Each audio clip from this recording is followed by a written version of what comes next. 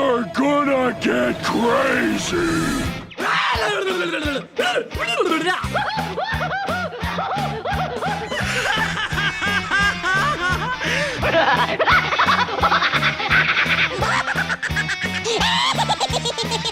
Most everyone's mad here.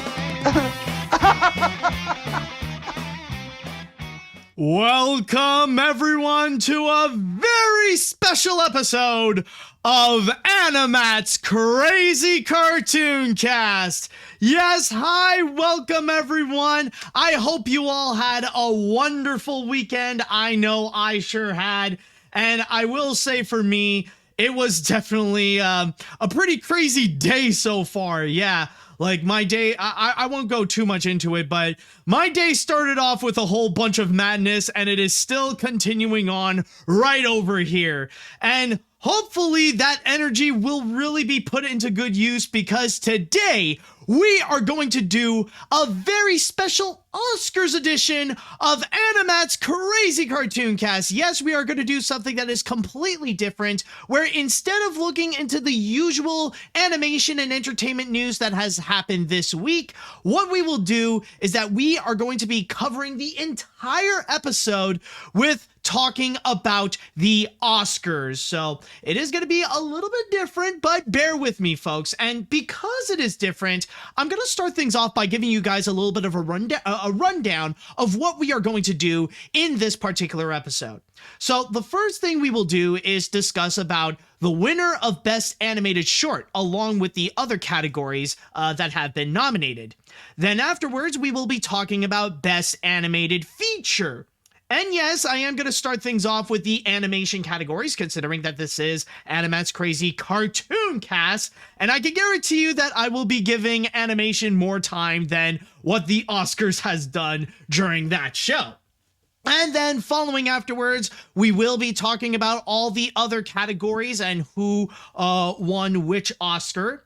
Then after that, we will be talking about the show itself, like the entire Oscars telecast that happened on Sunday. And finally, to end things off, we will be talking about the moment. And I think we all know what I'm talking about when I say the moment. So that's going to be the grand finale. So with all that said and done, I would like to go into the chat wall and I would like to ask you all, are you ready for today's episode of AniMat's Crazy Cartoon Cast? Are you going to be ready for an unforgettable Oscars edition of AniMat's Crazy Cartoon Cast? Let me hear it, folks. Are we all ready? And by the way, I noticed Paleo is here. Hey, dude, what's up? All right, let's see now. Are we all prepared? Yes, that is beautiful. People are all ready. So with that said, I think it is time that we shall get things started. And yes, to go and start things off, I am going to discuss about the Best Animated Short category. So let's begin. I actually have the Wikipedia page of this year's Academy Awards, specifically the 94th Academy Awards, and that should go and cover like everything that I would need to know. I mean, I know like it's, I know like Wikipedia is controversial to use as a source, but when you use it correctly, it could be extremely helpful. But anyways, let's go and begin by talking about Best Animated Short, in which, where the fridge is it? Ah, yes, right over here, right next to Kenneth Branagh. And the winner this year was The Windshield Wiper, in which it managed to beat out Affairs of the Art, Bestia, Box Ballet, and Robin Robin. Now, I'm going to state this right now. During the weekend, I actually managed to try to catch up on all the animated Oscar-nominated stuff that, well, has been nominated at the Oscars. Tried to make sure I watch as much of that content as possible in order to know what to talk about specifically. And I will say right now, I did not manage to catch all of it, unfortunately. The only one that I haven't seen in terms of the animated stuff is Box Ballet. And that's because, unfortunately, it is not available anywhere on the internet. Maybe in the future that could change, but before the Oscars, it was next to impossible to find Box Ballet other than the screenings that were done by Shorts TV. And well, in my region, they were not showing any of the Shorts TV stuff on the big screen. So I can only do with what I can and try to find everything on the internet. So with that said, this will also, by the way, be partly a mini review of the animated shorts categories, just to go and give out my piece on each of them. So let's go ahead and immediately start things off by talking about the Oscar winner, the Windshield Wiper, in which you can actually go and find it for free on YouTube. All you have to do is just go and search for the Windshield Wiper, the Oscar-nominated animated short, and I believe it's on a YouTube channel called Shorts of the Week or something like that, but it is actually easy to go and find. Just like maybe a few searches and you'll manage to find it. And one thing I will say is that this year I was relatively surprised that the Windshield Wiper actually won. And you know, I don't want to be too mean to it, but that is honestly the animated short that I personally liked the least.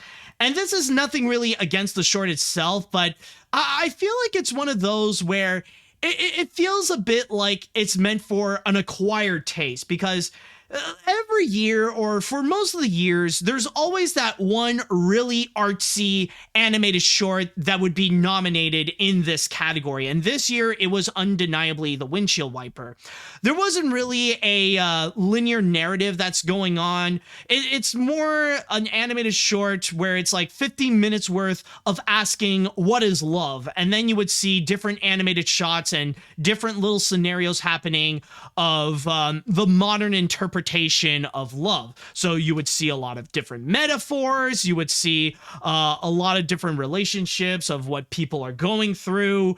You know, it really is that kind of artsy stuff. But one thing I will say, and probably what could be the thing that is the key to the movie, to the animated short's success and how it got the Oscar, is the animation itself. Now, one thing I will say that is actually really good, and I'm sure a lot of people would really love, is the fact that it actually has this very Spider-Verse-like animation.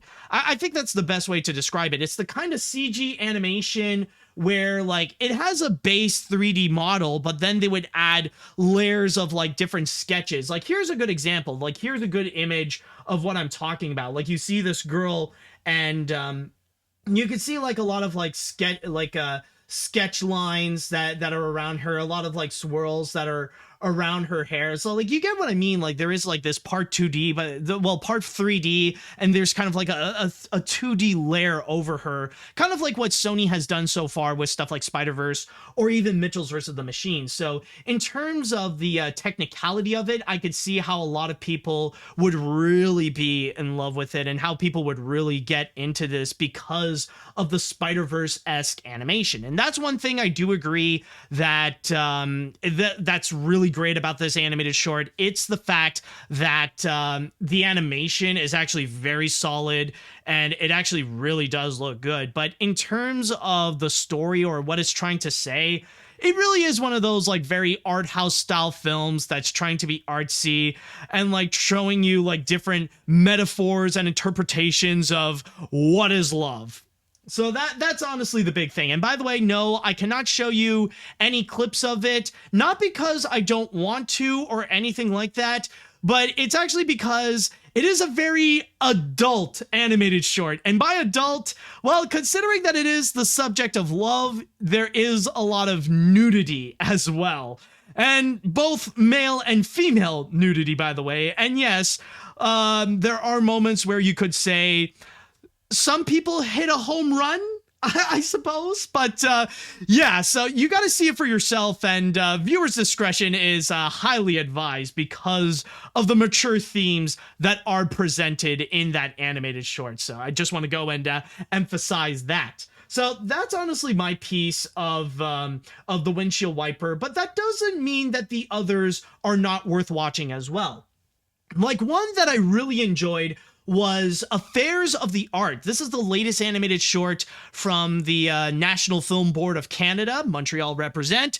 And that one, I gotta say, is a really weird animated short, but it's weird in a very fun way. Honestly, I really enjoyed this one just of the bizarre nature. And for those of you who don't know, Affairs of the Art is this hand-drawn animated short that pretty much explains this weird family that can often have these like very strange obsessions. Like you would have like the main character or the narrator per se is this woman who fully embraces her artistic side. So her obsession is just drawing and making art. And then they would really talk a lot about her sister, who is obsessed with like a variety of things, and she could be really weird at times, especially like there was at one point where she had her obsession be all about taxidermy, or she would love to like play with the neighbor's train set and make the train derail while while a live mouse is inside. Or there's the woman, like the narrator's son, who's like 38 years old, still lives with his parents, and decided to speak Dutch, or not Dutch, or like speak Danish or something like that, like to speak a European language, and also has an obsession with screws, and how like you know the spinny part, like the wheel part of the screw. Yeah, like the dude is obsessed with that. But yeah, it's like all these different obsessions that these different people have, and they tell this like story about this really weird family. And it's honestly just a lot of fun to watch. And that is one I will say I highly recommend to check out. And also another one that is very adult because it does feature a lot of nudity as well, so be warned. Actually, I will say, most of the animated shorts here are actually geared towards adults. Like, I don't know about Box Ballet, but Robin is the only one that I would say is kid friendly. But then you have Bestia. And I'm gonna say right now, when it comes to Bestia, I thought that would be the one that I thought it was going to be the winner for Best Animated Short. And that's the one for me, I gotta say, is what left me the biggest impact whatsoever. Oh, I almost forgot to mention, when it comes to Affair of the Art, sorry to like backtrack a little bit, but when it comes to Affairs of the Art, that's another one you can actually check it out for free on YouTube. I think it's the New Yorker that actually has that on their channel. So if you want to check out Affairs of the Art, go and see the New Yorker's YouTube channel. They have it for free that you can go and watch. And as for Bestia, which I'm going to talk about, that's the only one that I could find so far that you have to pay. It's on Vimeo, and there is a bit of a paywall that you have to go through. I believe it's just $2 to rent it for 2 days, or you can buy it completely for around $7, which that's what I actually did. I actually bought it entirely. And when it comes to Bestia, it's the one that left me the biggest impact, and it's also the one I thought it was going to win, and the one I personally was actually rooting for, because Bestia, I gotta say, is a freaky animated short. And I'm gonna say right now, like, when you watch it, you probably wouldn't believe it, but you have to like keep in mind one thing, and this is possibly the scariest fact about it. It's based on a true story. I haven't fully researched it too much, but I know that this is actually based on the life of a Chilean torturer known as the Woman with the Dogs. And in the animated short, they see what she does in terms of torturing her victims, along with using her dogs as torture. You see how like her job is really affecting her psyche. Like, you get into a lot of like nightmare scenarios. You also see how she is like so much of a disturbed individual. And I'm just gonna say right now, this is another one like the Windshield Wiper that there is a sex scene, but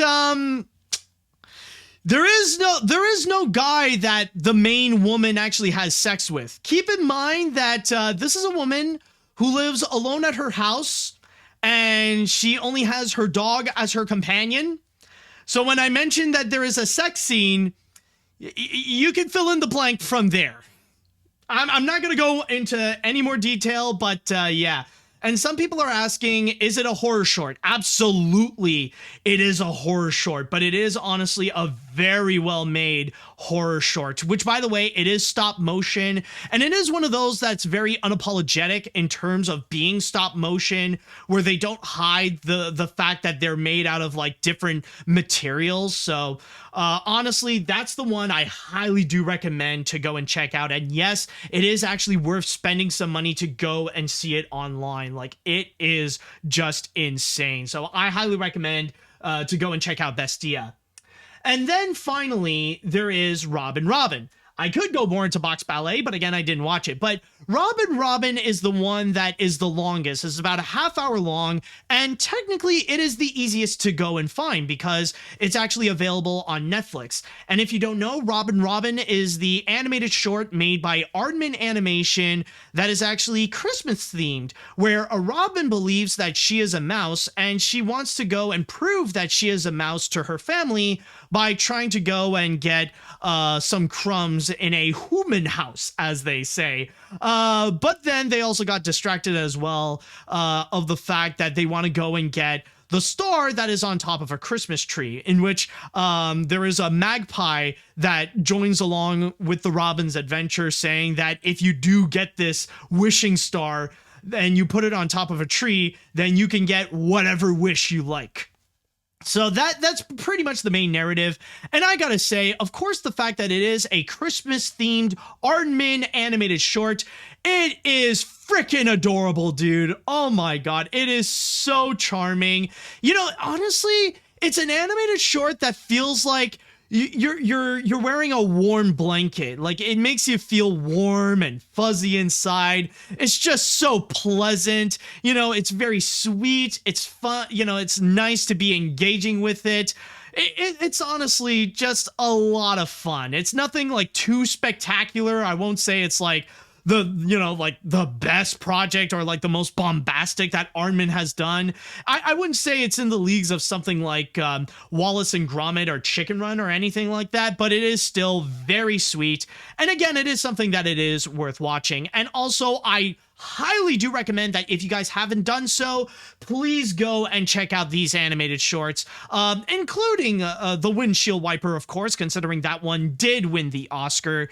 So honestly, I'm glad that I've actually seen those, and personally, this is one where I would disagree with the pick, where I would rather go with Bestia over the Windshield Wiper, but then again, it's not up to me to choose. It's for best animated short, and I can see in some way why people would pick the Windshield Wiper, especially with the Spider-Verse style animation. So congratulations to Alberto Mielgo and Leo Sanchez, and to the Windshield Wiper team, and also congratulations to all the people who are nominated for best animated short.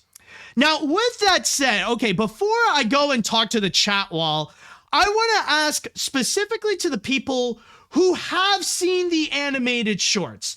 If you have seen it, I would love to know your thoughts on it, and I would love to know how you feel about the Windshield Wiper working. I'm not going to go and read the comments of people saying, well, I haven't seen any of these shorts. I haven't seen most of these. Like, if you guys haven't seen any, I'm not going to go and read them because, well, they'll just end up becoming a little bit too repetitive. So if there are people who have actually checked out the animated shorts, please let me know what you think. Okay, so do we have any? Oh, wow. Okay, so, oh, wait. I love that. Oh, wow.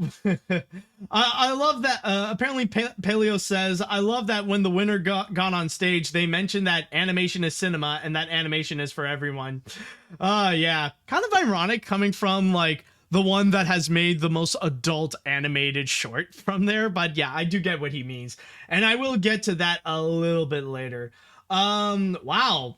Have you guys not actually seen, wow, okay, so, well, I guess nobody has really seen most of these, animated shorts, surprisingly enough, so, I guess with that said, if you guys haven't seen any of them, if you guys haven't even seen the Windshield Wiper, I guess we could go and move on to the animated features category. Okay, so now with the animated shorts done, let us now go and move on to Best Animated Feature. The one that I'm sure you guys have actually seen. And the winner this year was none other than Encanto, in which that managed to win the Oscar for Best Animated Feature Film and managed to beat out Flea, Luca, The Mitchells vs. the Machines, and Raya and the Last Dragon. It is also worth noting that it did get nominated in other categories, but unfortunately it did not get either of them, where it was nominated for Best Original Score, but the winner was Dune by Hans Zimmer. And then there was also Best Original Song, to which Dos Oruguitas was nominated, but the winner turned out to be No Time to Die with the song by Billie Eilish and Phineas O'Connell. So that's pretty much the big thing. And I think it is safe to say that, yeah, it seems to be one that everyone was expecting. Like, it was one that, like, it was one of the easiest to guess about who would be the winner, especially when it comes to Encanto. I mean, already when it comes to Encanto, actually, before I do get into that, let me go in and address the elephant in the room, and that is regarding the matchup of Mitchells versus Encanto, because, like, I know, at least amongst the animation community, like, those were the two that, like, they were really butting heads, and people were hoping for either one or the other. And I will say, like, this was a very close matchup. Like, this was a very close battle of either Mitchell's winning or Encanto winning. They both have, like, an equal amount of chance. And a lot of people would say, like, maybe the Mitchells could have been a lot stronger, considering that so far it is the one that has won the most awards for Best Animated Feature.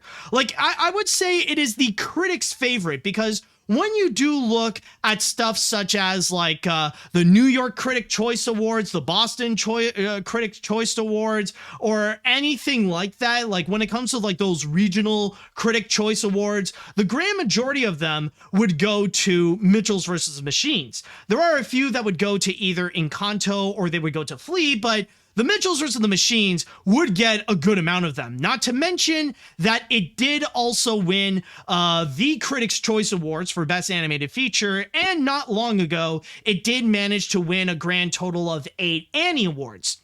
But that is not to say that, and also I forgot to mention how, like, technically it is true that the Mitchells vs. the Machines is, like, the most critically praised animated feature of 2021.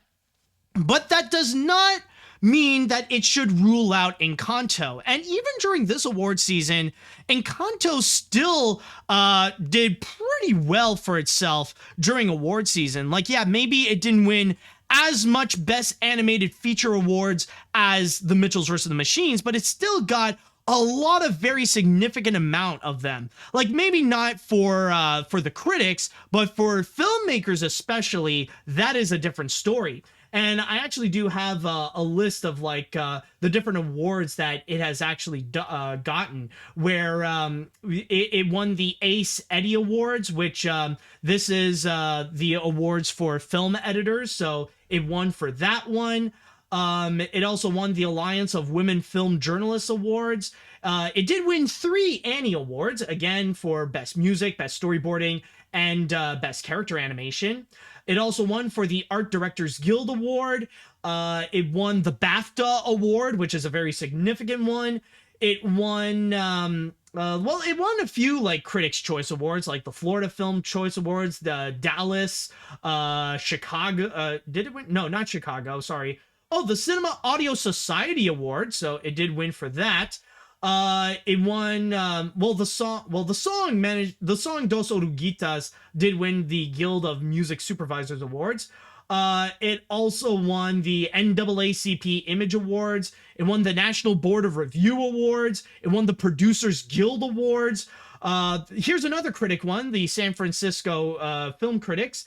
It also won the Society of Composers and Lyricists. It won 4 Visual Effects Society Awards. Like, there is a lot that it did manage to win on its own. And a lot of these is in terms of filmmakers. So from there, you could tell that like Encanto still had a lot of strong support and a lot of people that would choose Encanto over the Mitchells versus the Machines. So from there, it definitely showed that like I said before, that there was a lot of great support that did go towards Encanto, and ultimately it actually did pay off at the Oscars. And this is not to mention the global phenomenon that Encanto has done. And if there is one thing that Encanto has managed to like outperform compared to the Mitchells versus the Machines, no matter what, even outside of the awards, is the cultural impact. Like when it was released on Disney Plus, it became an absolute phenomenon. Like 2022 started off with a major Encanto craze, where it did end up becoming the biggest Disney animated movie in years, like probably as much as ever since Frozen. It became this one came in to be a massive phenomenon. Not to mention, We Don't Talk About Bruno becoming a #1 top charting song that broke the records, and it was like the first major Disney animated hit song since A Whole New World. So with that kind of cultural significance, of course that would play a very significant factor onto how it would ultimately go and get the Oscars over something like the Mitchells versus the Machines. And even I will say, like, in terms of my opinion, I actually do think that it is well deserved. I personally enjoyed Encanto more than the Mitchells versus the Machines. Although I will say, like, I love both movies, but Encanto had the upper edge compared to Mitchells. So honestly, I am very satisfied and very happy about that. But I will say, like, in terms of the other categories that it didn't get, honestly, it is pretty understandable. Like, when it comes to the original score, the fact that Encanto lost to Dune, that honestly, I get it, because it's Hans Zimmer, and Hans Zimmer is one of the great legends in terms of movie composers, and especially with the soundtrack of Dune. Yeah, like Dune was a very key player at this year's Oscars, which I will get to later. So honestly, in terms of that, I do understand. And then there is Best Original Song. The fact that it lost to No Time to Die. Now, I know a lot of people said that, oh, Disney made such a mistake to pick Dos Oruguitas instead of, they picked that one instead of We Don't Talk About Bruno, because right now We Don't Talk About Bruno is the big popular song. But I will say, like, maybe it could have gotten a greater chance to go and win. But then I listened to No Time to Die. Okay, now one thing I will say about the No Time to Die song, the fact alone that it is a James Bond song already has the upper edge compared to everyone else. Like, even, by the way, thank you so much, Odin Stream, for... thank you so much for the subscription right there. But anyways, as I was saying, with No Time to Die, the fact that it is a James Bond song already, like, is something that it will gravitate the voters towards, considering that in recent years, songs that are from James Bond movies, they end up becoming very popular and they would easily grab the Oscar. Like, we've seen that before, like with Adele when she did Skyfall. And when it comes to this song with No Time to Die, honestly, I need to say this. Even if Disney chose We Don't Talk About Bruno instead of No Time to Die, I think honestly it wouldn't make a difference, because No Time to Die was such a great song. Like, built like that musical number that they played during the Oscars, it was honestly phenomenal. And for me, it was a great highlight, especially listening to Billie Eilish singing it, along with like the piano music played by Phineas. I just think it was absolutely wonderful. And honestly, it's like one of, if not the best James Bond song in recent years. So honestly, I think it actually is an award that really was well deserved. Now, I mean, I am a little bit disappointed, yes, that Lin-Manuel Miranda did not get his Oscar. Like, yeah, it sucks that he didn't get his EGOT yet, but still, though, it is understandable why it ultimately went towards No Time to Die. Look, with how good that song is, I think it manages to beat out, like, it manages to easily beat out Dos Oruguitas, or even We Don't Talk About Bruno, if that one was nominated. So I think, honestly, it was well deserved. But then there's also another one that I do want to talk about. Another movie that was nominated several times, Flea. Now, I did manage to watch Flea, and if you guys haven't seen that one, I highly recommend that you do so. It actually is a very wonderful film. Heartbreaking, but it's absolutely worth it. Well, mostly heartbreaking, but yeah, I'll just put it at that. It is a mostly heartbreaking movie, but it is definitely worth it to watch. It is actually quite amazing to see. Like, I really love that one.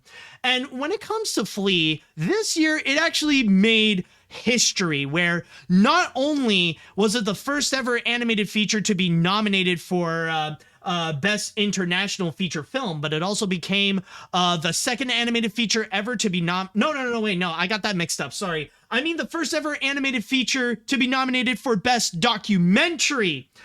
This is the second animated feature ever to be nominated for Best International Feature Film, behind Waltz with Bashir. And not to mention, like, it's the first time that it was nominated for those three categories.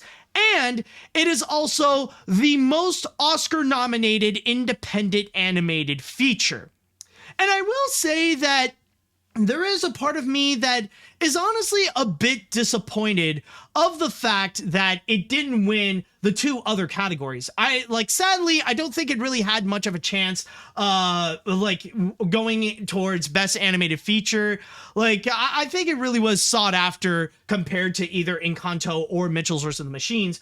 But honestly, in terms of not winning the other two, it was a bit of a disappointment. Now, granted, I will say, Best International Feature Film, that was to be expected because, it was obvious that Drive My Car would win because that one was also nominated for Best Picture. And then you got Best Documentary Feature, in which it lost to Summer of Soul. And honestly, that was the one that I really wanted to root for Flea winning.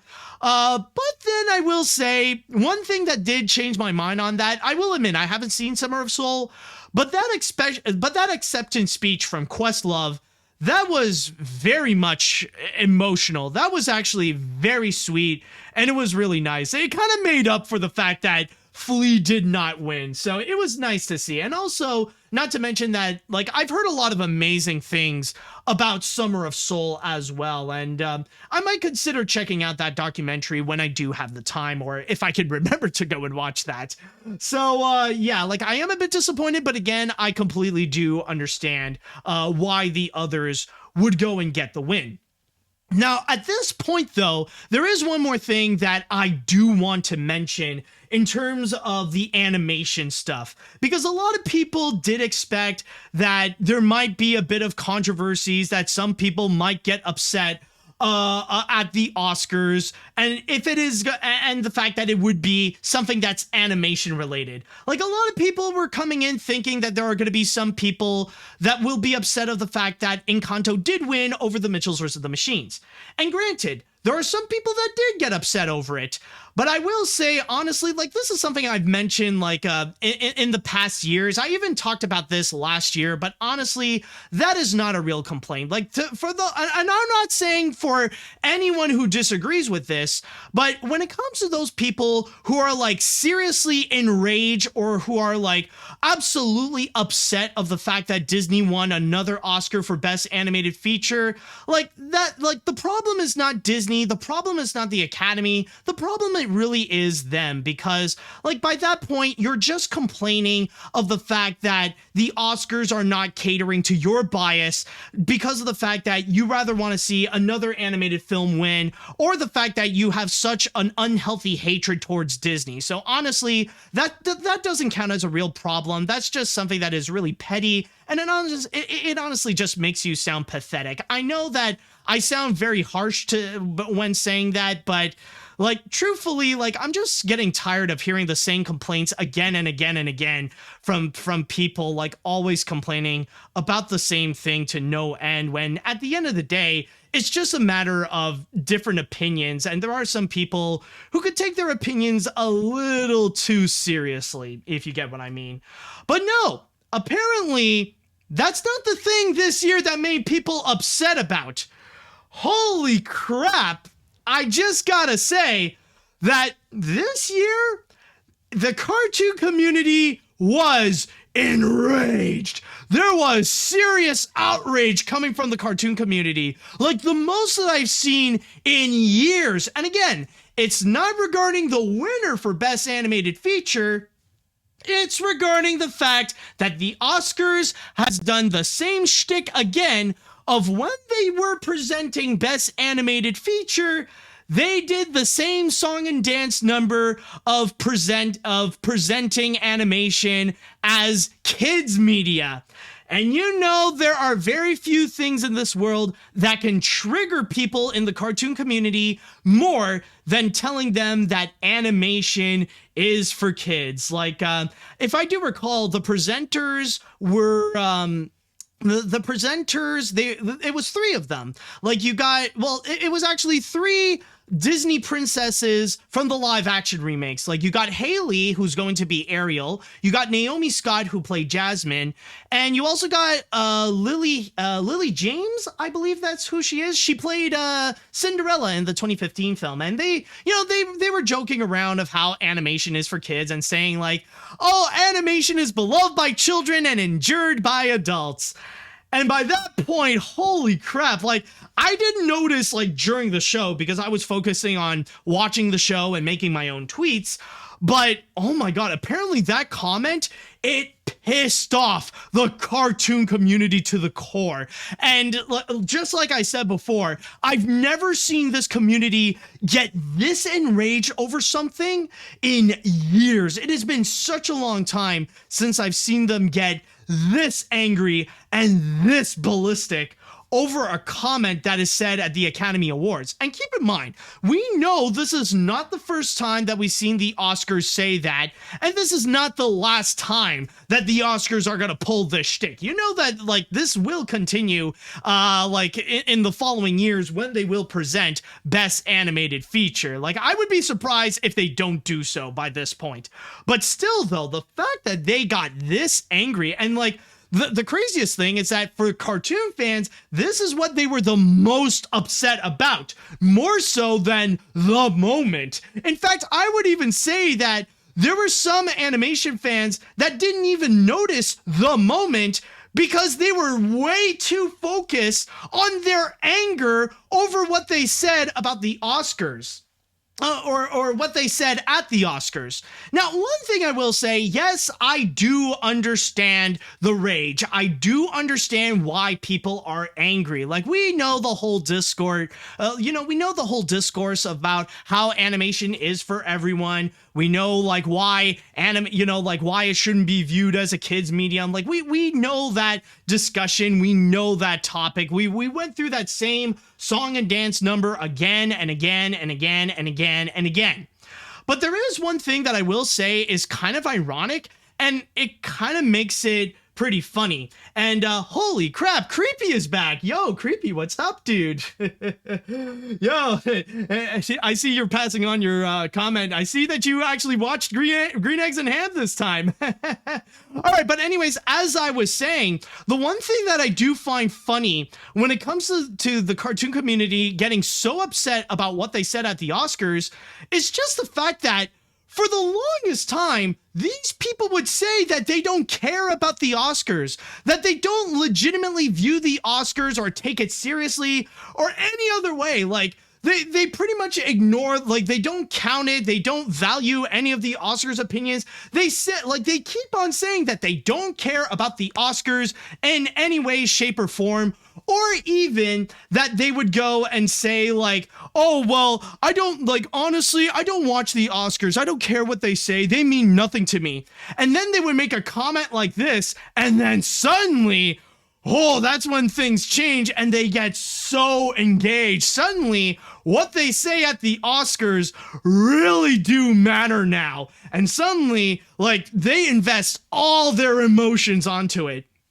And that's where I find the real irony of all this. For a bunch of people who say that they don't care about the Oscars, they seem to really care a lot about what has just been said about the Oscars, and for a lot of them, they get their emotions get the best of them. Now, again, this is not to devalue anything. This is not to devalue their feelings about the situation. This is not to devalue the criticism against the comments of what the Oscars said about the animation. Again, I do understand it. I just find that there is a lot of irony for people suddenly, like, they're caring so much about what's been said about the Oscars after a long time of saying that they don't care about the Oscars. So that's just one comment that I just need to go and express in terms of that regard, because I know, like, even when you go on social media right now, like when you follow like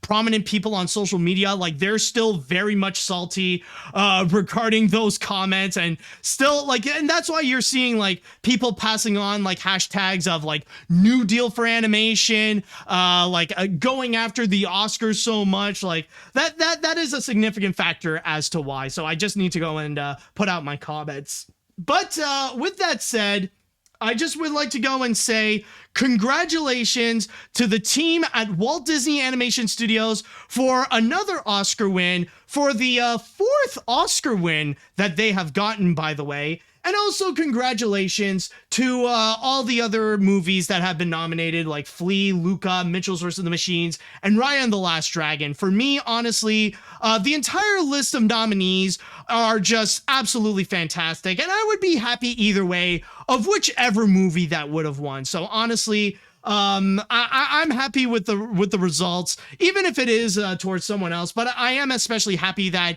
Encanto won. And by the way, I would like to mention that Encanto has officially become the 20th animated feature to win an Oscar for Best Animated Feature. Yes, it's officially been 20 years since the category has been created. So just a little fun fact that I would like to mention. Okay, now, with that said, this is at the point where I know you guys have something to say. I know you guys have seen a lot, like, you've seen most of these movies, at least. If you saw Flea, then that's a great bonus. You get a cookie. Now, I would like to know your thoughts on Encanto winning Best Animated Feature, along with that controversial comment that's been said at the Oscars. I really want to know what you think on all this.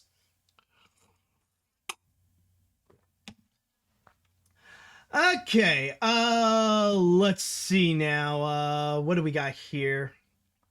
Truth be told, choosing between Encanto and Mitchell's is like choosing between your children. And yeah, while I slightly prefer Mitchell's, Encanto was still a fantastic movie that deserves its win. But man, I'm tired of people chasing animation off as kitty fodder. Do we need to have that Brad Bird talk again? But maybe next year we'll see Across the Spider-Verse take home the gold. Wait. That's a lie. We all know Pinocchio, A True Story is gonna sweep. Oh yeah, absolutely, man. I mean, like, yeah, as much as people are gonna be excited for Spider-Verse, how the hell can you top Pauly Shore's performance with Pinocchio, A True Story? There's no amount of innovative animation that could ever top the unforgettable lines such as skitty, skitty, skitty, skitty. Oh boy. Let's see now. I feel like they should have given it to the Mitchells over Encanto, but since the Academy and ABC spend so much time on Encanto over other nominees, including Disney's own movies like Luca, in that category in terms of boosting the ratings, which I find it unfair, and how the lack of care about animation as a medium, I knew they would give it to that film, especially since having 3 actresses playing Disney characters to present Encanto. It was obvious, but I get it. Congrats still. I mean, well, yeah, well, like, a part of, like, the big prominent presence of Encanto is because of, like, the current popularity that it does have. This is not to say that there's some kind of conspiracy theory that's going on where, like, oh, the Academy rigged the system so that Encanto would get the win instead of Mitchell's. No. Like, you know, there is the factor that there are a lot of people out there that actually do prefer Encanto over the Mitchells versus the Machines, right? And I mean, their opinion is no different than your opinion of valuing Mitchell's over Encanto. So I just want to go and lay it out there right now. Like, this is not a time to go and, like, spread some weird Disney conspiracy theories, because then you would have to find a way to explain, like, how did Spider-Verse get the Oscar, you know? It's just inconsistent with that. So that's just something that I want to go and mention. And yes, again, both Encanto and Mitchell's are great movies. And either way, like, I would be happy with whichever. So I don't think this is a moment where we should be, like, complaining about, oh, I want to see this one and this one win instead of that one. Like, still, like, you know, like, both movies are great, and whichever would win, like, you know what? Awesome. And I mean, like, regardless of who would win, it doesn't take away, like, who would be, like, you know, it doesn't take away your feelings towards it. Let's see. I'm happy that Encanto won the Oscars for Best Animated Film. While it is a little disappointing that Mitchell's didn't win, I'm still glad of how amazing Disney Animated Feature got the reward again. While with the whole controversy of how people are complaining that Disney kept winning, remember when Nick's Kids' Choice Awards also gave the reward to SpongeBob for favorite cartoon every year? Yeah, but there's also one major problem with that. That would require people caring about the Kids' Choice Awards. And why the fridge would you care about the Kids' Choice Awards? I'm just saying. Okay, let's see what we got here. Let's think about this, guys. Encanto was seriously the underdog film of 2021 in this case. It was released with some little attention during its theatrical release, but after being released on Disney Plus during Christmas time, it effing blew up its popularity. But I love the movie before it was cool. To the cast and crew, Byron Howard, Jared Bush, in which I previously mentioned that I met him, congratulations. You know, honestly, I would disagree. I wouldn't say that it is Encanto that is the true underdog. And no, it certainly is not Mitchell's versus the Machines either. That is not an underdog whatsoever. The true underdog of all this is Flea. That one is a legit underdog. Mainly because of the fact that I highly doubt most of you guys haven't watched it. Or maybe you have, who knows. But the thing is with Flea, that really is an underdog story, especially with the fact that it has managed to break some records, being nominated for Best Documentary Feature, Animated Feature, and International Feature Film at the same time. And like I mentioned before, it is the independent animated feature winning the most Oscars. And honestly, like, if there is one, like, if there is one that I want to win instead of Encanto, it would be Flea. So I just want to say right now, the true underdog here is Flea. I just want to emphasize that. Let's see. I like to see Mitchell's win, but still, congratulations to Encanto and the creative team at Walt Disney Animation Studios for creating an amazing, fantastic animated film.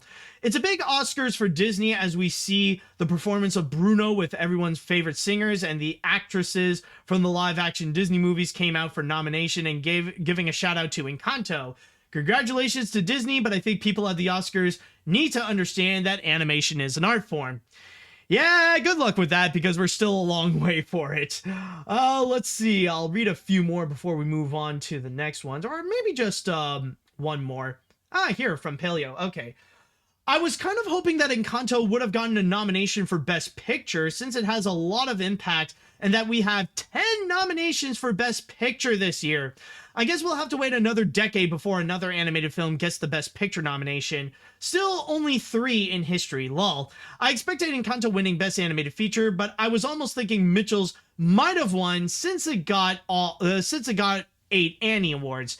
And yeah, that is true, but you then have to realize that the Annies do have a history of having, like, a bunch of differences compared to the Oscars. Like, I understand some people want to go and check out, like, oh, they want to make like predictions of like, okay, well, these awards say that this is the winner, so we should go and like give it to this and stuff like that. I wouldn't necessarily say that the Annies are actually a good base to know who would win Best Animated Feature at the Oscars, because a lot of their opinions, especially when it's mostly run by animation people and people in the animation community, I think in terms of that, that's what makes it so different compared to the Oscars, where it reflects upon like a whole bunch of people from the film community, whether it be filmmakers, animators, actors, critics, all that kind of stuff. They're all lumped like in that one big group that is the Academy. So I just want to go and lay it out all on there. But with all that said and done, again, I would like to say once again, congratulations to Encanto and congratulations to all the nominees. Definitely great job this year. And hopefully we'll see another exciting round for next year.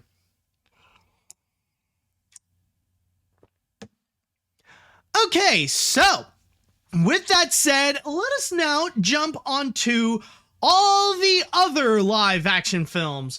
The ones that only stupid adults have to watch. You know, all the live action movies that adults love and that kids have to endure, let's say.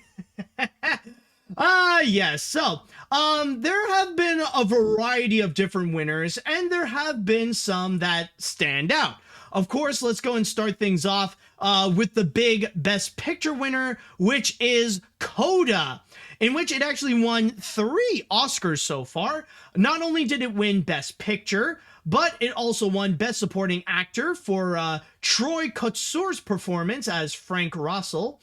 But it also did win for Best Adapted Screenplay, in which it was based on the original motion picture screenplay La Famille Bélier. On top of that, the one this year that has won the most Oscars is actually Dune, and that one is a true technical achievement, because in terms of the technical stuff, that's what it won. In which the Oscars that Dune has won includes the already mentioned Best Original Score. It also won for Best Sound, Best Production Design, Best Cinematography, Best Costume Design, and Best Film Editing, along with Best Visual Effects, by the way. So all the technical stuff, it went to Dune. And the other winners this year includes The Eyes of Tammy Faye, in which it got Best Actress for Jessica Chastain, along with Best Makeup and Hairstyling. And then following afterwards, we got Best Costume Design, in which it was given to Cruella. There was the already mentioned Best Original Song, which was given to No Time to Die by Billie Eilish and Phineas O'Connell. Best Live Action Short was given to Riz Ahmed's The Long Goodbye. Best Documentary Feature, as I mentioned, was The Summer of Soul by Questlove. We also got Best Documentary Short, which was given to The Queen of Basketball. Best International Feature Film was given to Drive My Car. Best Original Screenplay was given to Belfast, in which, by the way, Kenneth Branagh really did broke a record this year for being the man being nominated the most in one year, in which he was nominated for 7 different categories. Then afterwards, we got Best Supporting Actress for Ariana DeBose for her performance as Anita in West Side Story. And finally, we got Will Smith playing as Richard Williams, no, not that Richard Williams, in King Richard. Now, one thing I gotta start off by saying is regarding Dune. And I remember watching Dune, and one thing I will say about it is that for me, it's honestly very hard to express an opinion on that movie because, well, considering that it is a part 1, it does feel unfinished. It really did feel like 3 hours of just setting up something which they will only conclude in part 2, or hopefully in part 2, and that they don't split it into 3 different parts.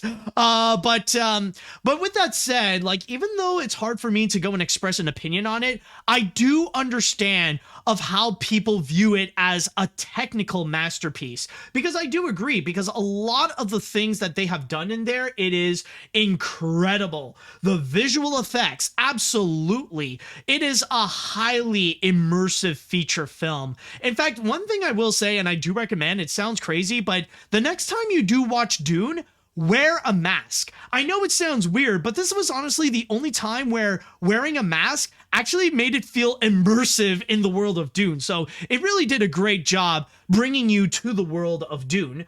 And then there's also film editing that also plays a significant role in that as well. Also with best cinematography, because there were a lot of highly memorable shots that were presented in Dune. So really great work there.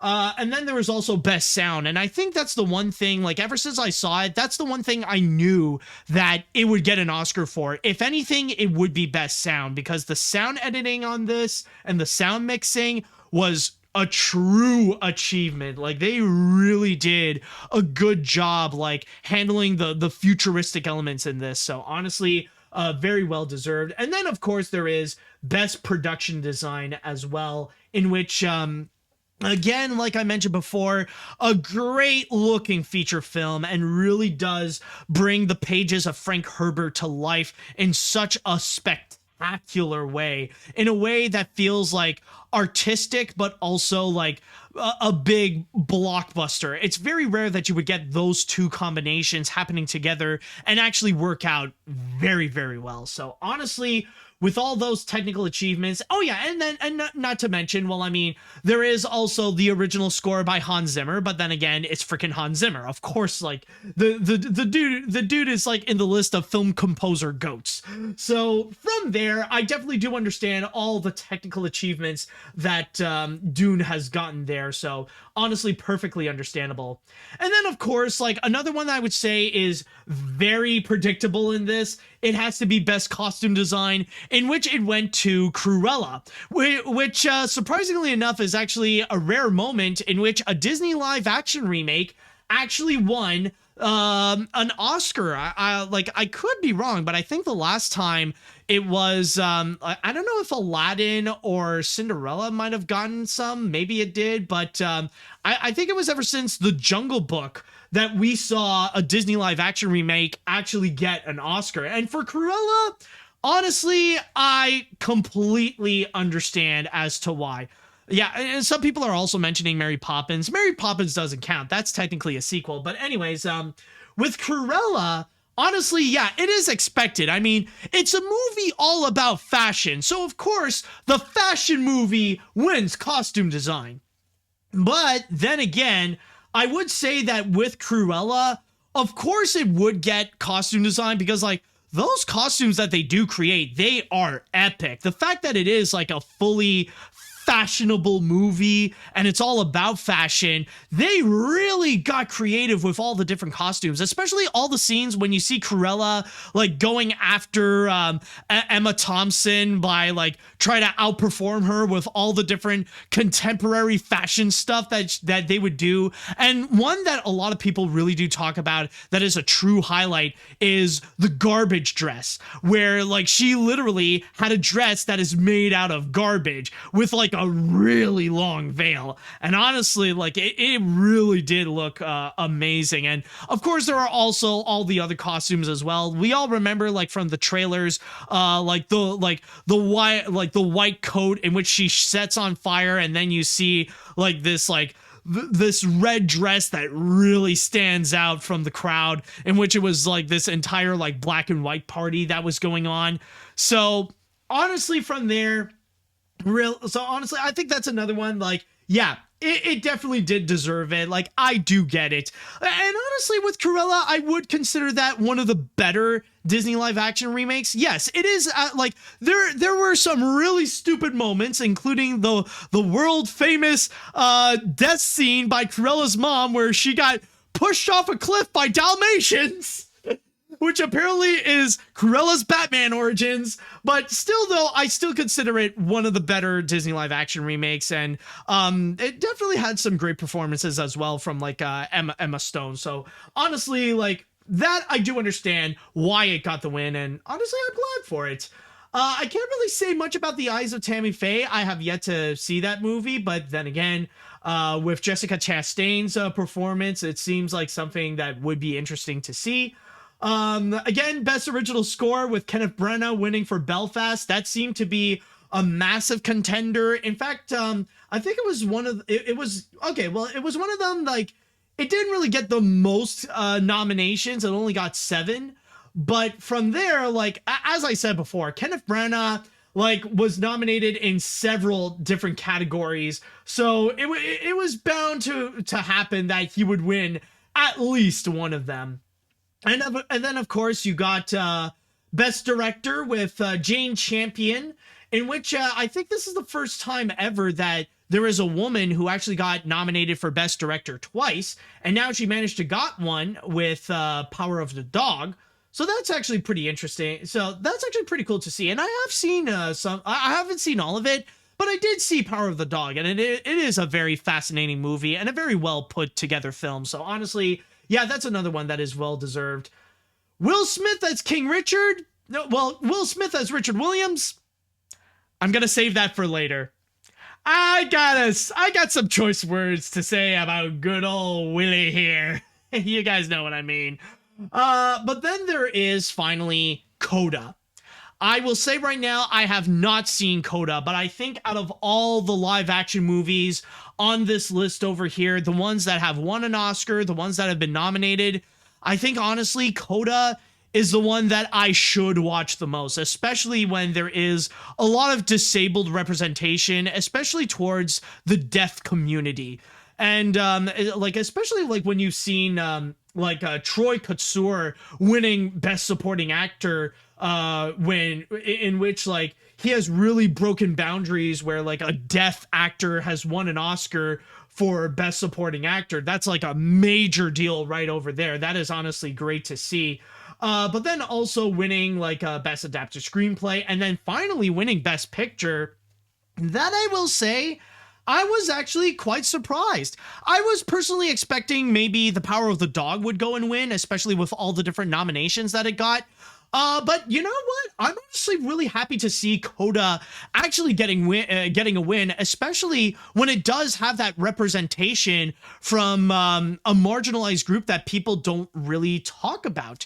And even like when you see the acceptance speech from Troy Kotsur, or like even when like the people of CODA would go and talk about this, it was honestly really fascinating to see. And I felt honestly I was really impressed, because they said like this isn't a win for deaf, like this wasn't a win for deaf actors, it's for actors in general. To see, like, it was a moment to finally see CODA, to see deaf people as, well, people. And honestly, it was also very heartwarming to see CODA win, because there were actually a few people that were legitimately clapping, and instead they were actually doing the sign language of winning. Like, you see a ton of these actors that were on the side, like they were doing this. Like, I know some people are thinking right now, it's like, why are you doing jazz hands, AniMat? Well, that's actually the sign language for applause. I mean, they're deaf people, so they cannot hear. So instead, what you do is actually this. And seeing all those people, like, waving their hands to celebrate CODA's win, it's such a true, heartfelt moment. And it was a great highlight at the Oscars, like really seeing this representation fully bloom. Honestly, it did end off the Oscars a bit on a happy note. And like, for all the bad stuff that did happen at the Oscars, which I will get to later, there have been some good things that did happen that really did warm my heart. And, it was truly inspirational to actually go and see, like, especially if you want to become like a filmmaker, or if you want to pursue a career in movies and entertainment. That, like, honestly, that little moment was honestly fantastic. So I know for a fact that eventually I got to see CODA for myself. But yeah, that's honestly my thoughts on the rest of the winners here. Oh, and there is one more thing that I do want to mention. I forgot, is Ariana DeBose as Anita in West Side Story, which honestly, that one, I think it is very well deserved. I mean, like, her performance as Anita, it is pretty much expected. It's the one that was like sweeping all the other awards for her performance in that film, and it is very much understandable because how she played as Anita, like, it was very powerful, and she really did great justice in that role. So yeah, that was also very much deserved. So with all that said and done, that's my thoughts on all the different winners. So congratulations to all the winners of this year's Oscars, including the people of CODA. So with that said, I would like to know your thoughts on the rest of the winners of this year's Oscars. Are there some that you were surprised about? Are there some that you find that they are snubs? Let me know what you think on all this. Let's see. For the other categories, I knew Dune was going to win most of the categories, including Best Musical Score and Visual Effects, and it makes sense as it looks incredible when I saw it on IMAX, so congrats to that film. Happy to see CODA and Apple TV Plus making history as the first streaming service, and mainly having deaf people win Best Picture, as I seen it at the last minute before it starts, and was heartfelt, so congrats on that. As for the others like Branagh, DeBose, and Campion, congrats to them as well.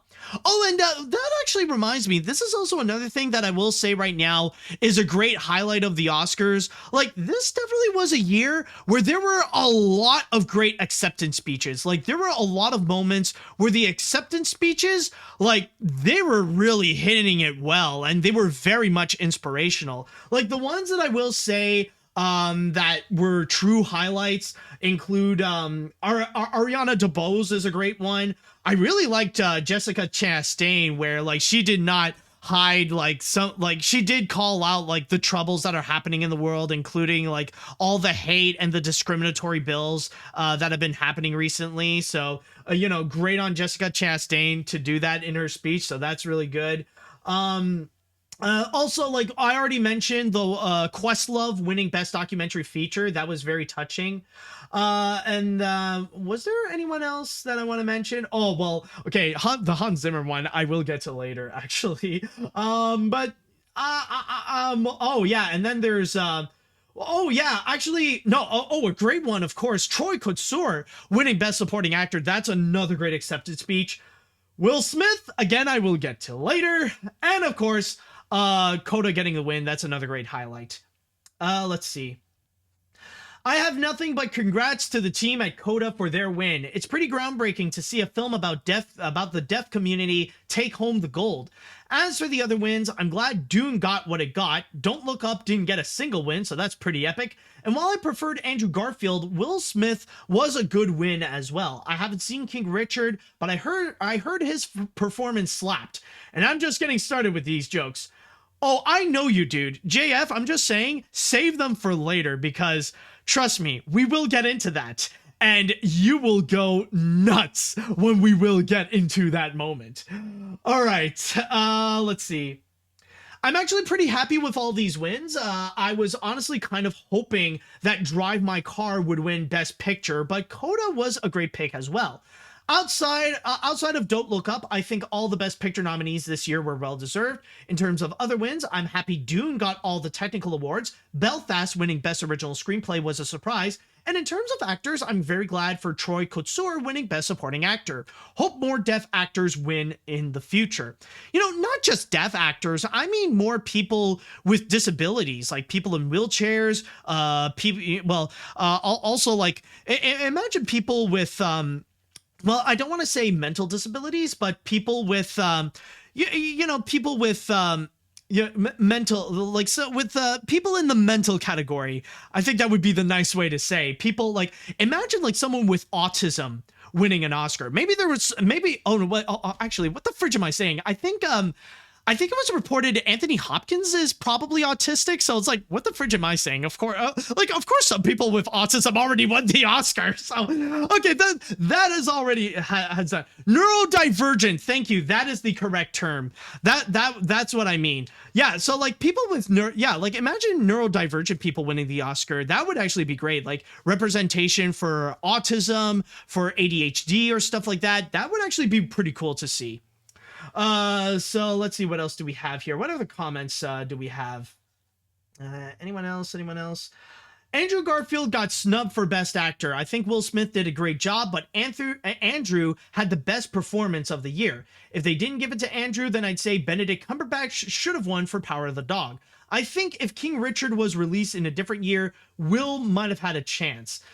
Well, I mean, wait, did you say, well, hold on. Did you say that, I don't know if the person did say that if they saw King Richard or not, but okay, well, fair enough. And I mean, I understand because Andrew Garfield was definitely the fan favorite this year, and I actually voted for Andrew Garfield, like maybe he would win this year, but the fact that it did go to Will Smith, and I mean, with Will Smith, he's an actor who's been trying hard.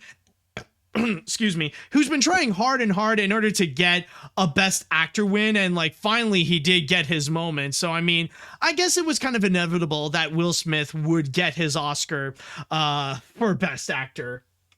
Let's see what else we got here.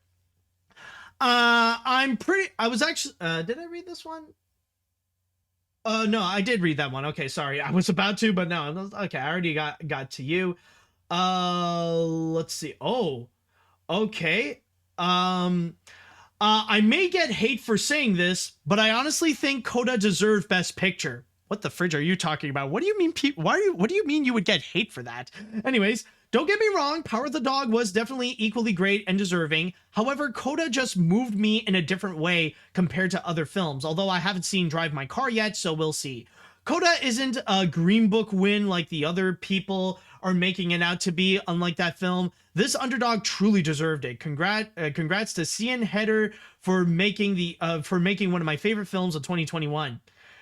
Honestly, I'm just confused as to why you think that what you got is a hot take. I think a lot of people are very much happy that CODA actually won. So I don't know, man. Like calm down, dude. Like I think people are on your side on this. All right, I think I'm gonna read one more comment before we move on to our next story. Let's see. I don't know if the Oscars was one of my best nights or one of my worst nights, because for my results, I got 22 out of 23. This is not a joke. I did a video on my presentation. I only got documentary short wrong. CODA also makes history as being the first streaming service film and the first film to win Best Picture without a director and film editing nomination since film editing category was created in 1934. So yeah, that is definitely true. And some of you have actually did mention that. The fact, like, outside of the deaf aspect of CODA, it is true that this is the first time ever that a streaming service film actually did win the Oscar, which I'm sure the people at Netflix right now are like pissed off to the core. Like I'm sure like the heads at Netflix, like they're kind of like, they're probably as mad as the cartoon community right now, let's say, because of the fact that for like many years right now, Netflix has been trying hard to be a top competitor at all the awards, and they've been spending a lot of money in order to have so much representation at like the Oscars, the Golden Globes, the BAFTAs, and all that kind of stuff. And the fact that the title for Best Picture ultimately went to CODA, like CODA, like an Apple movie winning Best Picture. Like, I'm sure there are a lot of angry people right now at Netflix. I'm just saying.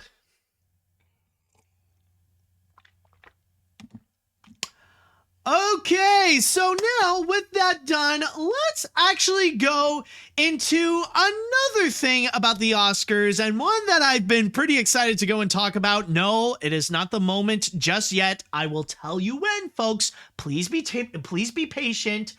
But let's go and talk about the telecast itself, the Oscars show that did happen. And oh boy, yes, I actually did go and watch the entire Oscars show. I was actually pretty excited to see the Oscars show because I actually wanted to see what disaster could actually await at this year's Oscars. And I will say that there have been some memorable moments, but well, to be honest, it all around expectedly suck. I guess I could go and say that right now. Now, okay, the first thing that I do want to comment in terms of the show itself, the one thing that I do find to be quite surprising is the fact that we actually did see the Oscars go through with the controversial plan of getting rid of the 8 categories, or at least not treating those 8 categories as well as most of the other categories. You know what I'm talking about. The categories. Just want to go and have a bit of a reminder over here. Hold on a sec. Where was this? No, not over here. Fudge nabbit. This is a big article. Like, they wrote a lot in this thing. Yes, right over here. So what the Oscars did, if you guys forgot, they pretty much took the categories of Best Animated Short Film, Best Documentary Short Subject, Best Film Editing, Best Live Action Short Film, Best Makeup and Hairstyling, Best Original Score, Best Production Design, and Best Sound. And what they did is that they presented all of those an hour before the actual show would begin, and then they would go and air them separately in a pretty edited way. And that was a pretty controversial decision, and this received a lot of backlash. In fact, almost all of Hollywood protested against this. Even like some of the big executives and some of the biggest filmmakers of today, like you got James Cameron, Kathleen Kennedy, Guillermo del Toro, I think Steven Spielberg as well. Like, all those people have denounced the Oscars for doing it. And usually when something like this would happen, they would step back and decided to take that away. They decided to just change their mind and put back what it was originally before. It would be a case of, if it's not broken, then don't fix it.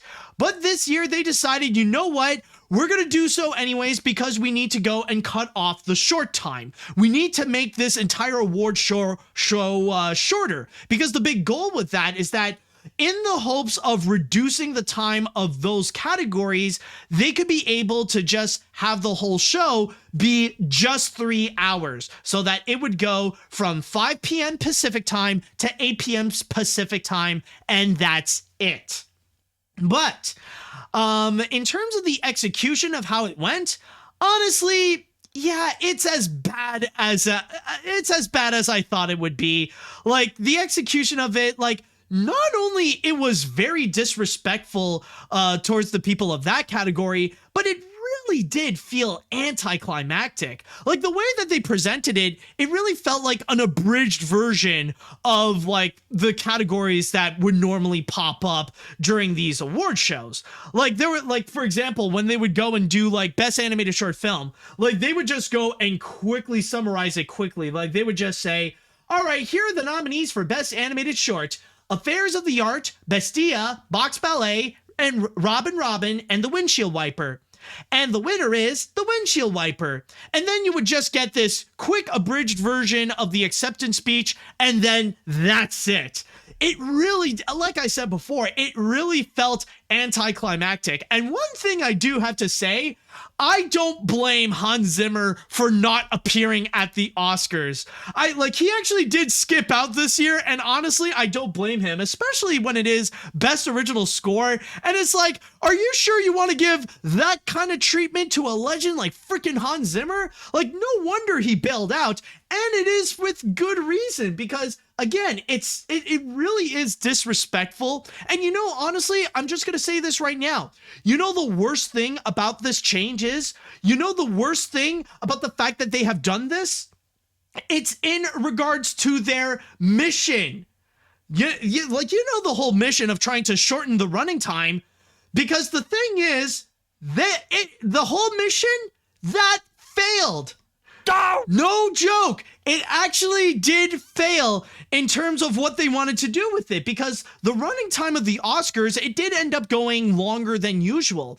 I wouldn't say like it's one of the longest Oscars, but the running time, like, it was supposed to be just 3 hours long. It ended up going for 3 hours and 40 minutes, closer to the 4-hour mark. So by that point, there was honestly no reason at all for why they had to go and cut that category. But what about the things that they have replaced instead? What did they do instead of fully presenting those categories? Well, let me tell you, the stuff that they have replaced, Oh boy, it is not better. It certainly was not better. And first off, let me go and talk about the hosts. You know who I'm talking about. Amy Schumer, Wanda Sykes, and Regina Hall. And I gotta say right now, they are an absolute reminder to why the Oscars took away the hosts in the first place. Like what? Like just the whole concept of having hosts in general. They just decided to take that away in general. Now, this is not to say that I hate people like Amy Schumer, Wanda Sykes, and Regina Hall. Like, they are very well-established comedians on their own, and they can be absolutely hilarious. But in the case of the Oscars here, the materials that they had to work with, it honestly sucks.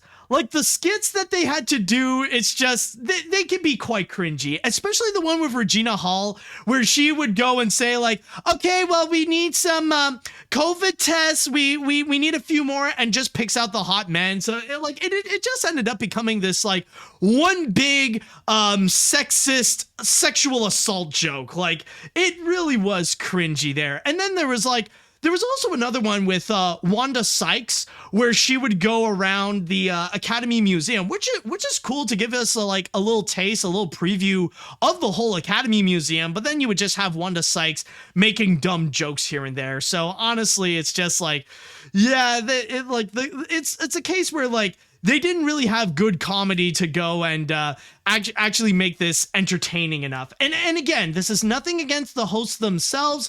It's just nowadays, the Oscars and award shows in general are just better off without having a host. Maybe they could prove me otherwise and actually get a really good host, like someone in the caliber of how Billy Crystal was, like back in the 80s and 90s and stuff like that.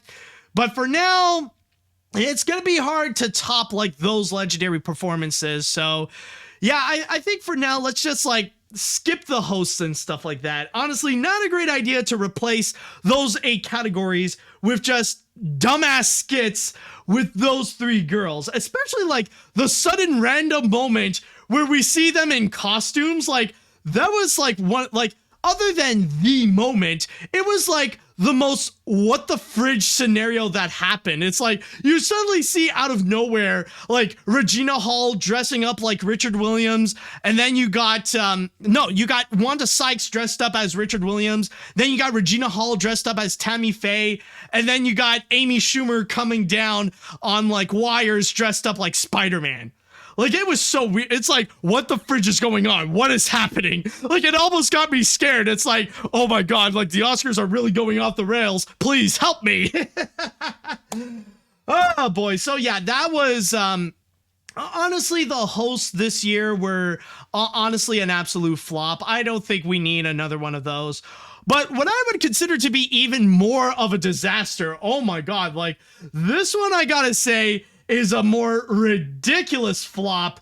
It has to be the Oscars fan favorites. Oh, you guys remember the Oscars fan favorites when they really want to try to make that a thing and have audiences engage? Like this was, okay, like let me just explain right now. This was meant to be a response to the fact that people were so upset that that Spider-Man No Way Home did not get recognition. So a solution to go around that is to go and create the Oscars fan favorite, in which people can go and be engaged to go and vote for their favorite movie to be highlighted at the Oscars.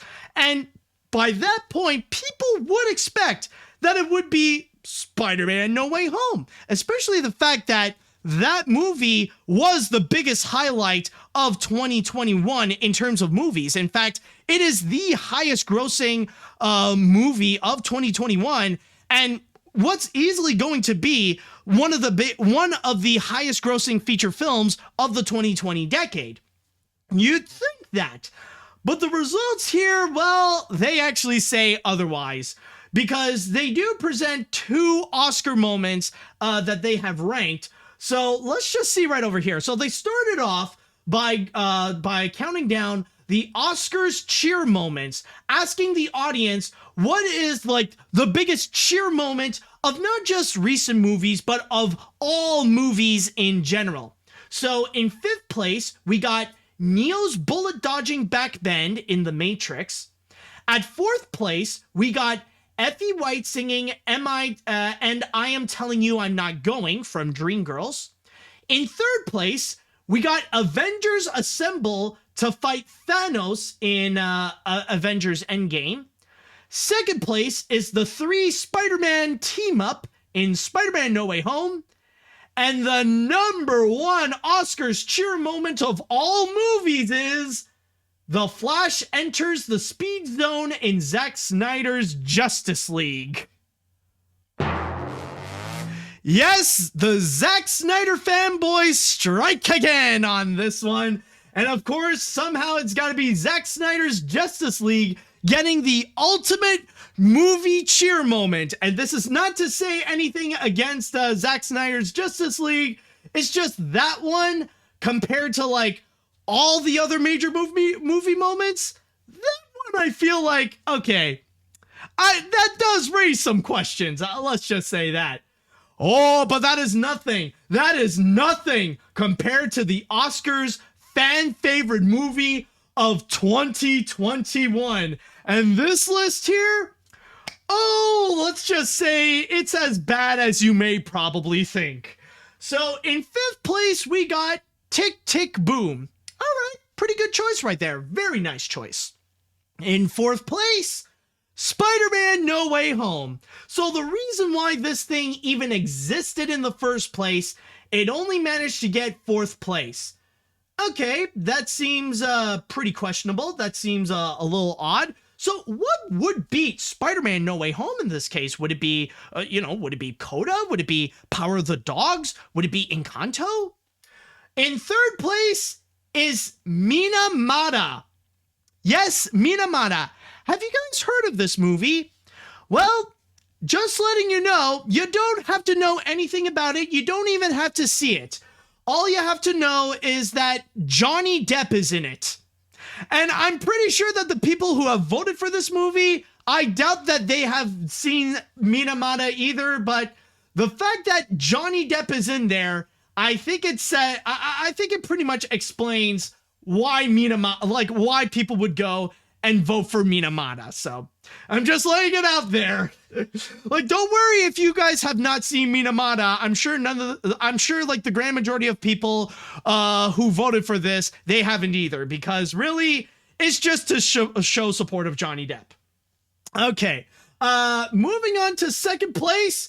Yes, we have the one and only, the legendary Sony Cinderella. Yes, the one with Idina Menzel and James Corden. That got the number 2 spot. And the funny thing about all this is that, believe it or not, Sony Cinderella was actually leading the polls for a while. Like, that was actually that actually held first place for a long time. So like it was actually so close to actually winning the Oscars fan favorite. But unfortunately, it only got 2nd place, because the true number 1 Oscars fan favorite voted by everyone is Zack Snyder's Army of the Dead. Once again, the Snyder fans strike again.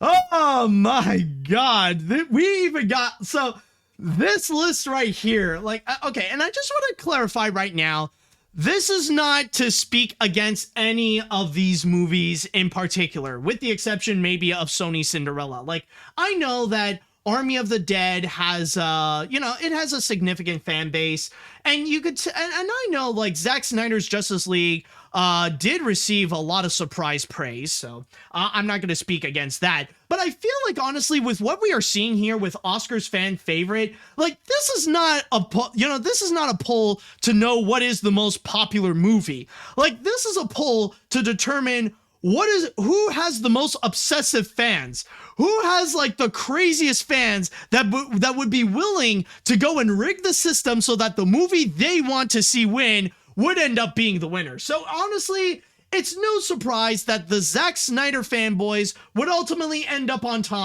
top of being the most obsessive fans, because I'm just gonna say, Army of the Dead being the fan favorite, I know that it has its fans, but being the fan favorite, topping over No Way Home, that honestly, it raises some doubts. That's like something that I would hear and then I would just go, it just doesn't necessarily make any sense right there.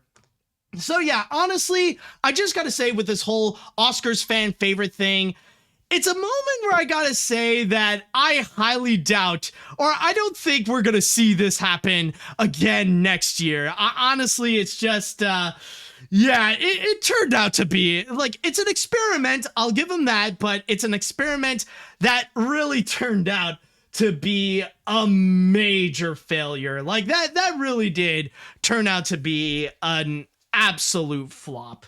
But then again, there are also some other memorable moments that did happen during the Oscars as well. We have seen a lot of the singing performances, which are actually great. The Dos Oruguitas was actually very sweet and very nice. I've already talked about the No Time to Die with Billie Eilish and Phineas O'Connell. That was another, that was like, honestly really, really good. Really love that part, and I find to be a great highlight. But then there was also the moment of We Don't Talk About Bruno. Okay, this one I gotta say was honestly really weird with what they have done. That I find to be a bit strange. And the reason why is because it's how it happened right in the middle of it. Yet it feels like it should be at the start. Because I'll just say right now, this year's Oscars kind of started pretty abruptly. It's just like, it just started out of nowhere. It started with Vanessa and Venus Williams. They were introducing the Beyonce number. What was the song again? Just want to double check. They were introducing the song Be Alive. So that's the thing that started off the Oscars. And, and I felt like it really was this, it felt like a cold opening.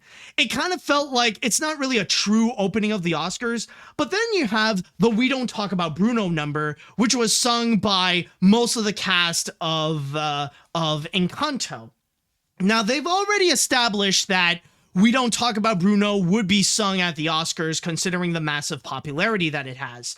And in the case of that one, honestly, like, it started out pretty cute where you see like several of the different Encanto actors like singing the song and like putting in their little piece, singing the first verse of it, with crap, what is their, why did I blank out on their names with Felix and not Paya or Priya or something. No, not Priya. That's the girl in Turning Red. Sorry about that. Anyways, I'll get to their names later, but they were singing the first verse of We Don't Talk About Bruno, and it starts out fine.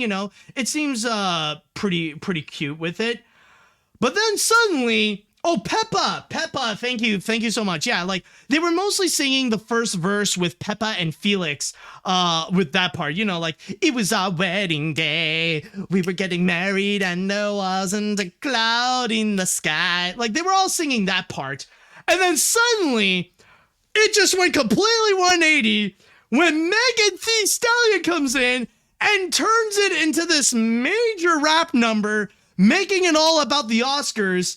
And then suddenly the tone just completely changed, where now it just becomes an Oscar song. Like, we will talk, like, what was it about? We're here at, we are, why the fridge am I like malfunctioning right now? Sorry about that.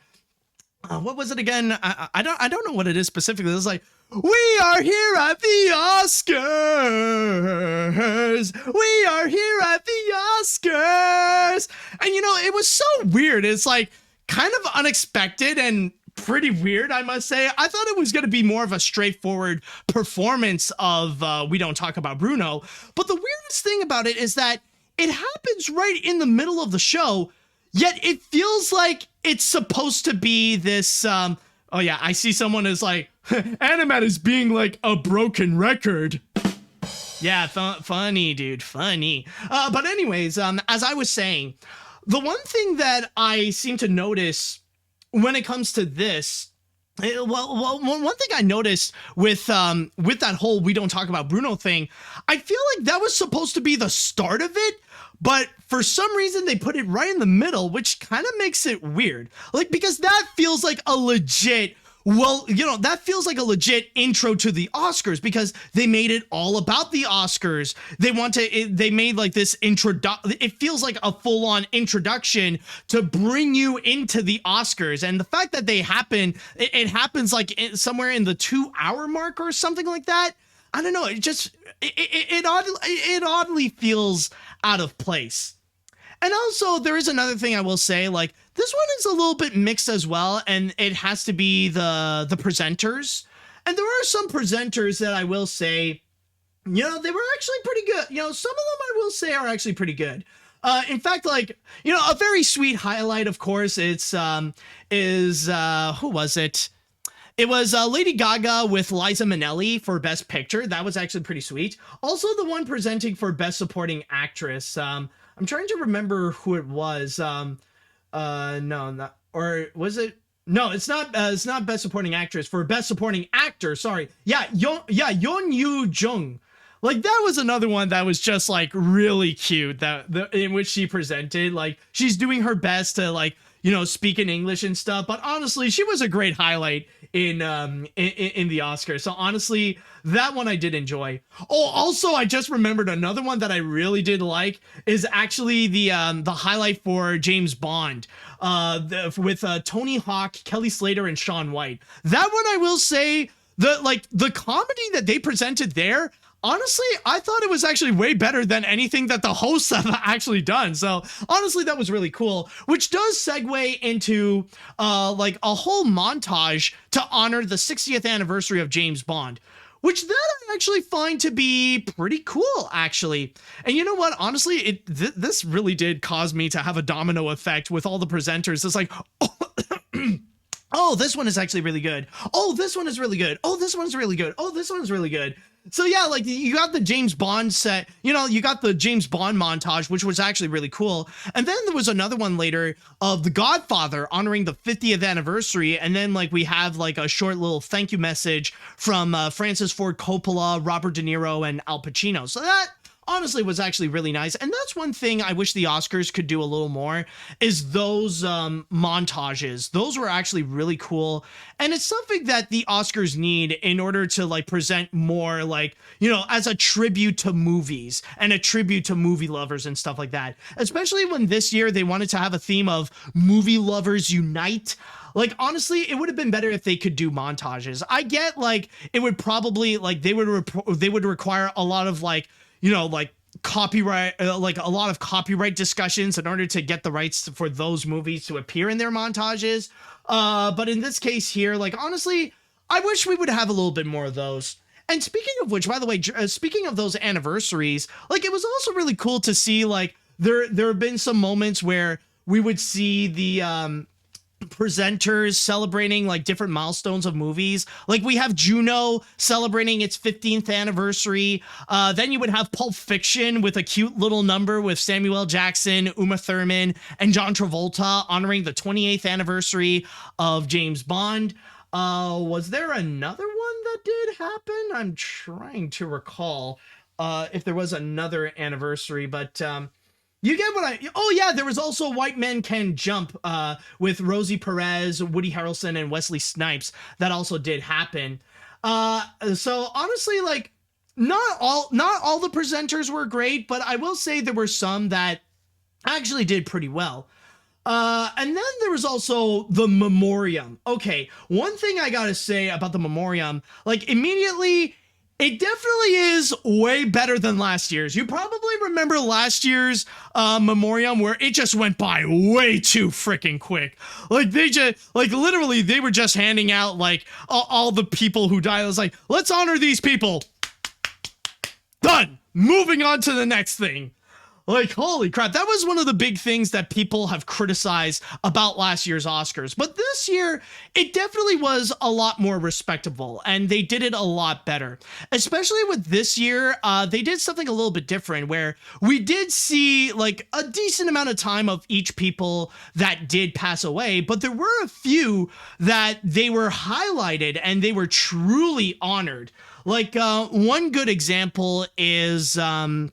it starts out with Sidney Poitier getting a major tribute. And then afterwards, you got Bill Murray talking about, he was speaking about Ivan Reitman and giving a tribute to him. And then afterwards, there was Jamie Lee Curtis giving a tribute to Betty White. Now, the one thing I will say, it's not necessarily a great memoriam, because the one thing I will criticize is the tone of it all. Like, the fact that it is more gospel music. And I mean, yeah, I get it. Like, technically it is gospel music, and there is a part of it that is a little bit fitting. But I don't know. For me, I feel like it feels a bit too joyful as a memoriam segment.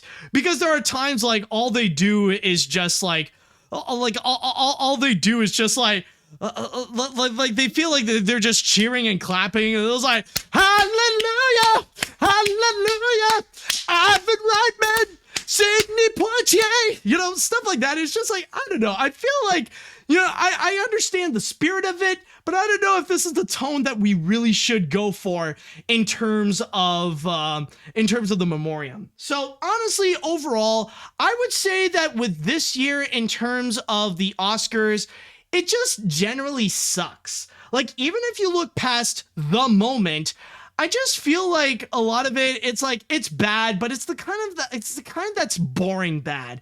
Especially when a lot of categories have been heavily disrespected. The hosts honestly suck.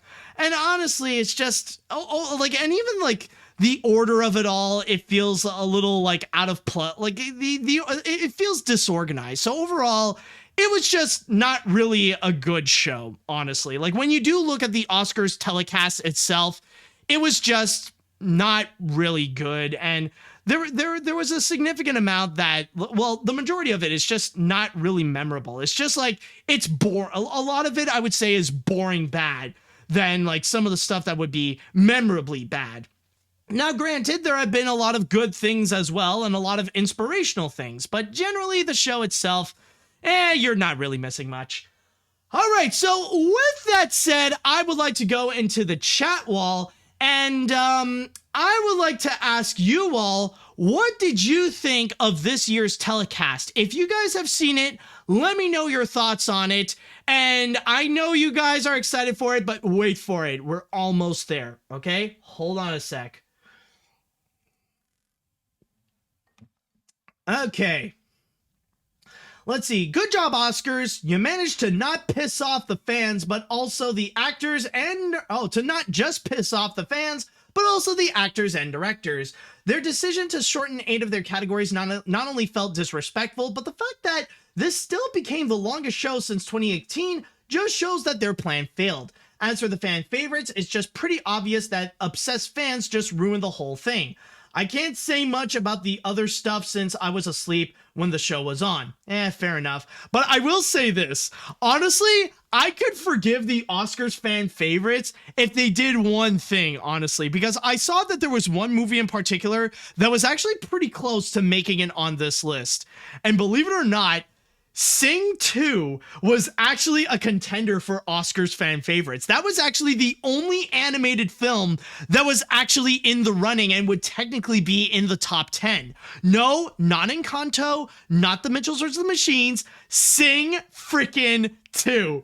And honestly, I would forgive the entire Oscars fan favorite thing if they could just slip in Sing 2, like, and even have it high, like have it either be among the top 3, I would honestly be happy, because why the fridge not? Let's have some cartoons to make chaos reign. You know what I mean? Let's see now. The Oscar ceremony was a mixed bag. But it wasn't for the win, it would be... But if it wasn't for the win, it would be a disaster. The hosts and jokes sucked. The We Don't Talk About Bruno performance reminds me of the Super Bowl with Sweet Victory. And it was a bit weird when Tori Kotsu's speech was transferred to Chris Evans presenting a Lightyear footage. Yeah. Also, that's another thing I want to say. Admittedly, I did not see the Lightyear footage. I know some are shocked, but that's because, oddly enough... considering I'm from Canada, they did not actually show it in the Canadian feed. Like, we see Chris Evans saying congratulations and stuff like that, but then it immediately cuts to a commercial. So sadly, I did not actually get a chance to see that Lightyear footage. And no, I wasn't able to watch it today because, well, I was actually pretty busy, so I just didn't really have the time. Man, if it weren't for the cool wins, I would have declared this night a total disaster. The whole skits and jokes sucked when they were from Wanda Sykes. The In Memoriam section was a little too chipper for what it's trying to do, though I like the Bill Murray section. And while the musical performances were okay, the rendition of We Don't Talk About Bruno sucked donkey balls. Also, I won't lie, I zoned out a little, so when did Troy Kotsur's speech turn into something about spinach? Yeah, that is true. I think there was a moment that he even mentioned, like, eat your spinach or something like that. I don't remember specifically, but there was a moment like he did do that little joke. But yeah, it is true with We Don't Talk About Bruno. We didn't really get the song itself. Again, we only had the Peppa and Felix segment, and then it becomes something completely different. And like, even the whole time itself, it's like half of the original song. So honestly, like, that was a complete cop-out, and it really did feel like an absolute lie. Let's see what else we got here. Before watching the show briefly, I was in a good mood seeing my Tar Heels team making it to the Final Four during the NCAA tournament. When I mostly saw it, this looks like a complete crap show. Despite a few things such as enjoying musical performances, except for the Bruno song, which I avoided that disaster, it was horrible for the edited cutout A categories, cringy jokes, fan favorite one by butt-headed Snyder fanboys, and so on. It was so bad that I had to bail early, and it looked worse than I thought. Yeah, honestly, I really don't blame you. Honestly, it was at the point, like, I understood why, like, yeah, I wanted to see the Oscars just to see the crap show of how it would be. But when some of my friends told me that they would watch the Oscars, I actually unironically asked them, why? Don't you have, like, better things to do? Like, at least I watched the Oscars for the sake of doing this podcast. Like, I had an excuse. Let's see here. Fudge nabbit.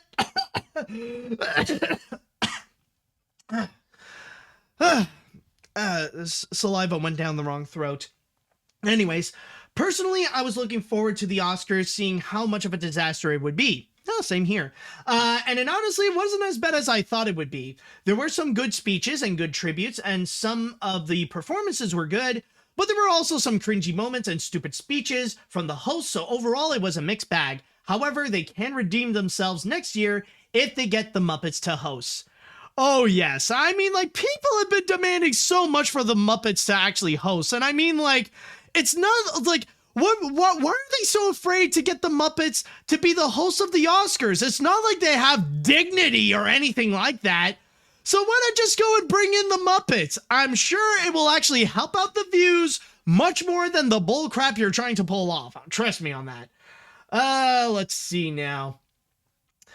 The Oscars ceremony was a bit close. Was a mixed bag. It was close due to DJ Khaled. Oh yeah, oh my god, that DJ Khaled moment. It was so out of nowhere and so random. It's like, what the fridge are you doing? That was another, like, unexpected what the fridge moment. Anyways, the hosts and jokes sucked. The We Don't Talk About Bruno performance reminds me of Sweet Victory.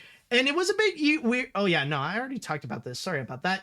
I'll read one more comment before we get into the moment we've all been waiting for. Let's see. Who else can I read?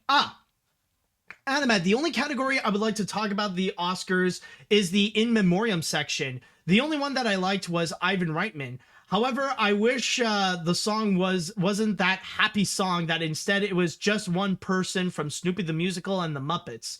Well, I mean, we can't really pick which song it would be. I mean, like, there's a lot of good choices, so... Actually, I'll read it. Maybe I'll see if there is, like, one more that I could just sneak in. Who could it be?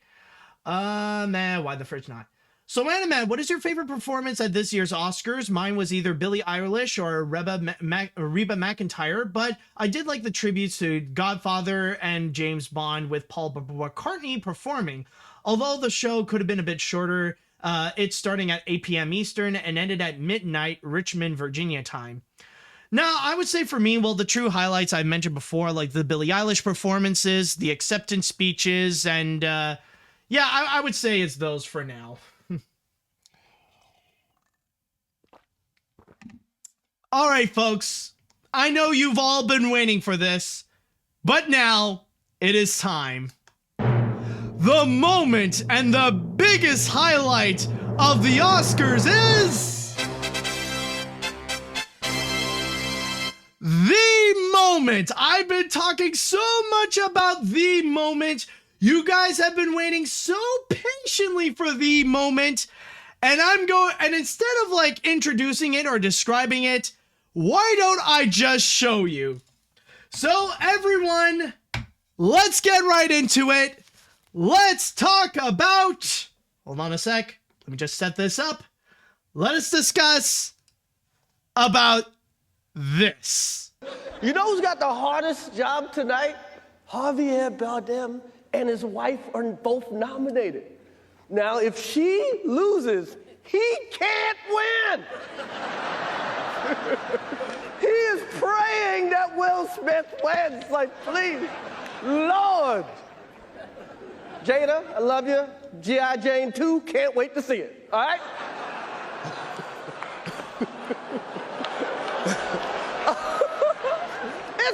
That was a nice one. Okay. I'm out here. Richard. Oh, wow.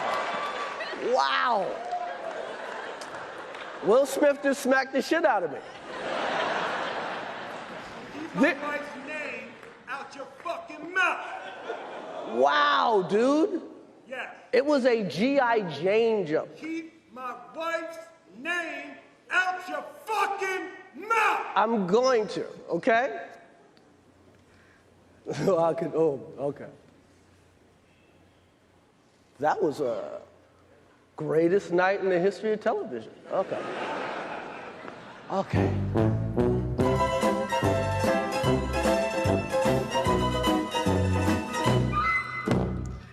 Damn, this moment. And just to quickly describe it to you, if you didn't comprehend what happened, or if your brain did not register what you have witnessed, Chris Rock made a G.I. Jane joke at the expense of Jada Pinkett Smith. To which, in response, Will Smith went on stage, smacked Chris Rock in the face, and then told Chris Rock to keep his wife out of his mouth. Like, pretty much, Will Smith reacted the same way as how the cartoon community is currently feeling right now at the Oscars. Like literally, like you go on social media and you see the cartoon community is looking at the Oscars and they're just shouting, "Keep animation out of your fucking mouth!" And that's what we are seeing right over here. And that's the big thing. And this is currently the most talked about moment. It's the fact that Will Smith smacked Chris Rock in the face over a joke towards his wife. To which, crazy enough, not long afterwards, Will Smith did end up winning the Oscar for Best Actor for his performance in King Richard. To which he would go and state that he wants to be an advocate for love, for peace, for understanding. Maybe I didn't quote it all exactly correctly, but oh boy, like it definitely, like I won't deny, like even without the context of this, like it is definitely a heartfelt speech. But what happened here? Like this is currently the thing that's like turning everyone's heads towards the Oscars and what everybody is talking about. But because we've never seen this moment, like we've never seen a situation in which like a host would end up getting like smacked in the face or end up getting physically assaulted for whatever reason, even if it's not like they didn't win or if it's because of something like this, because of a joke. This never happened before in any award show. Like even Kanye West in the past, like yeah, he would go and like interrupt award shows and stuff like that and say like, no, it shouldn't go to Taylor Swift. It should go to Beyonce or whatever bullcrap. But even he had his limits in the past. Like he didn't fully go and assault people. But this, however, holy crap. You know, when I started watching this, like I will say with Chris Rock, he started out great. He was actually the one thing that made me regret to say that, you know, maybe the Oscars can have some hosts. Because I remember in the past, like Chris Rock, I remember he was one of the funniest hosts. Like when he was hosting the Oscars, it was just amazing. There was one, like the last time he was a host, it wasn't as good, but the one beforehand, oh my God, it was so phenomenal. And even this time here, like, his jokes were on point. Like he was in line to becoming like the funniest presenter at this year's Oscars. But then suddenly things took a sudden turn when he made that joke towards Jada Pinkett Smith.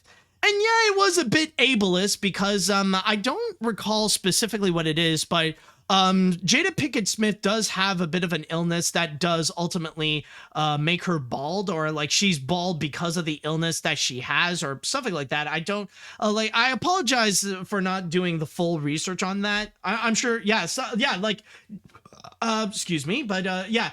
Jada Pinkett Smith has alopecia. So yeah, it was a bit offensive that Chris Rock would do that kind of joke. And the funny thing is, like a lot of people have pointed out at the beginning, is that Will Smith was kind of laughing at first.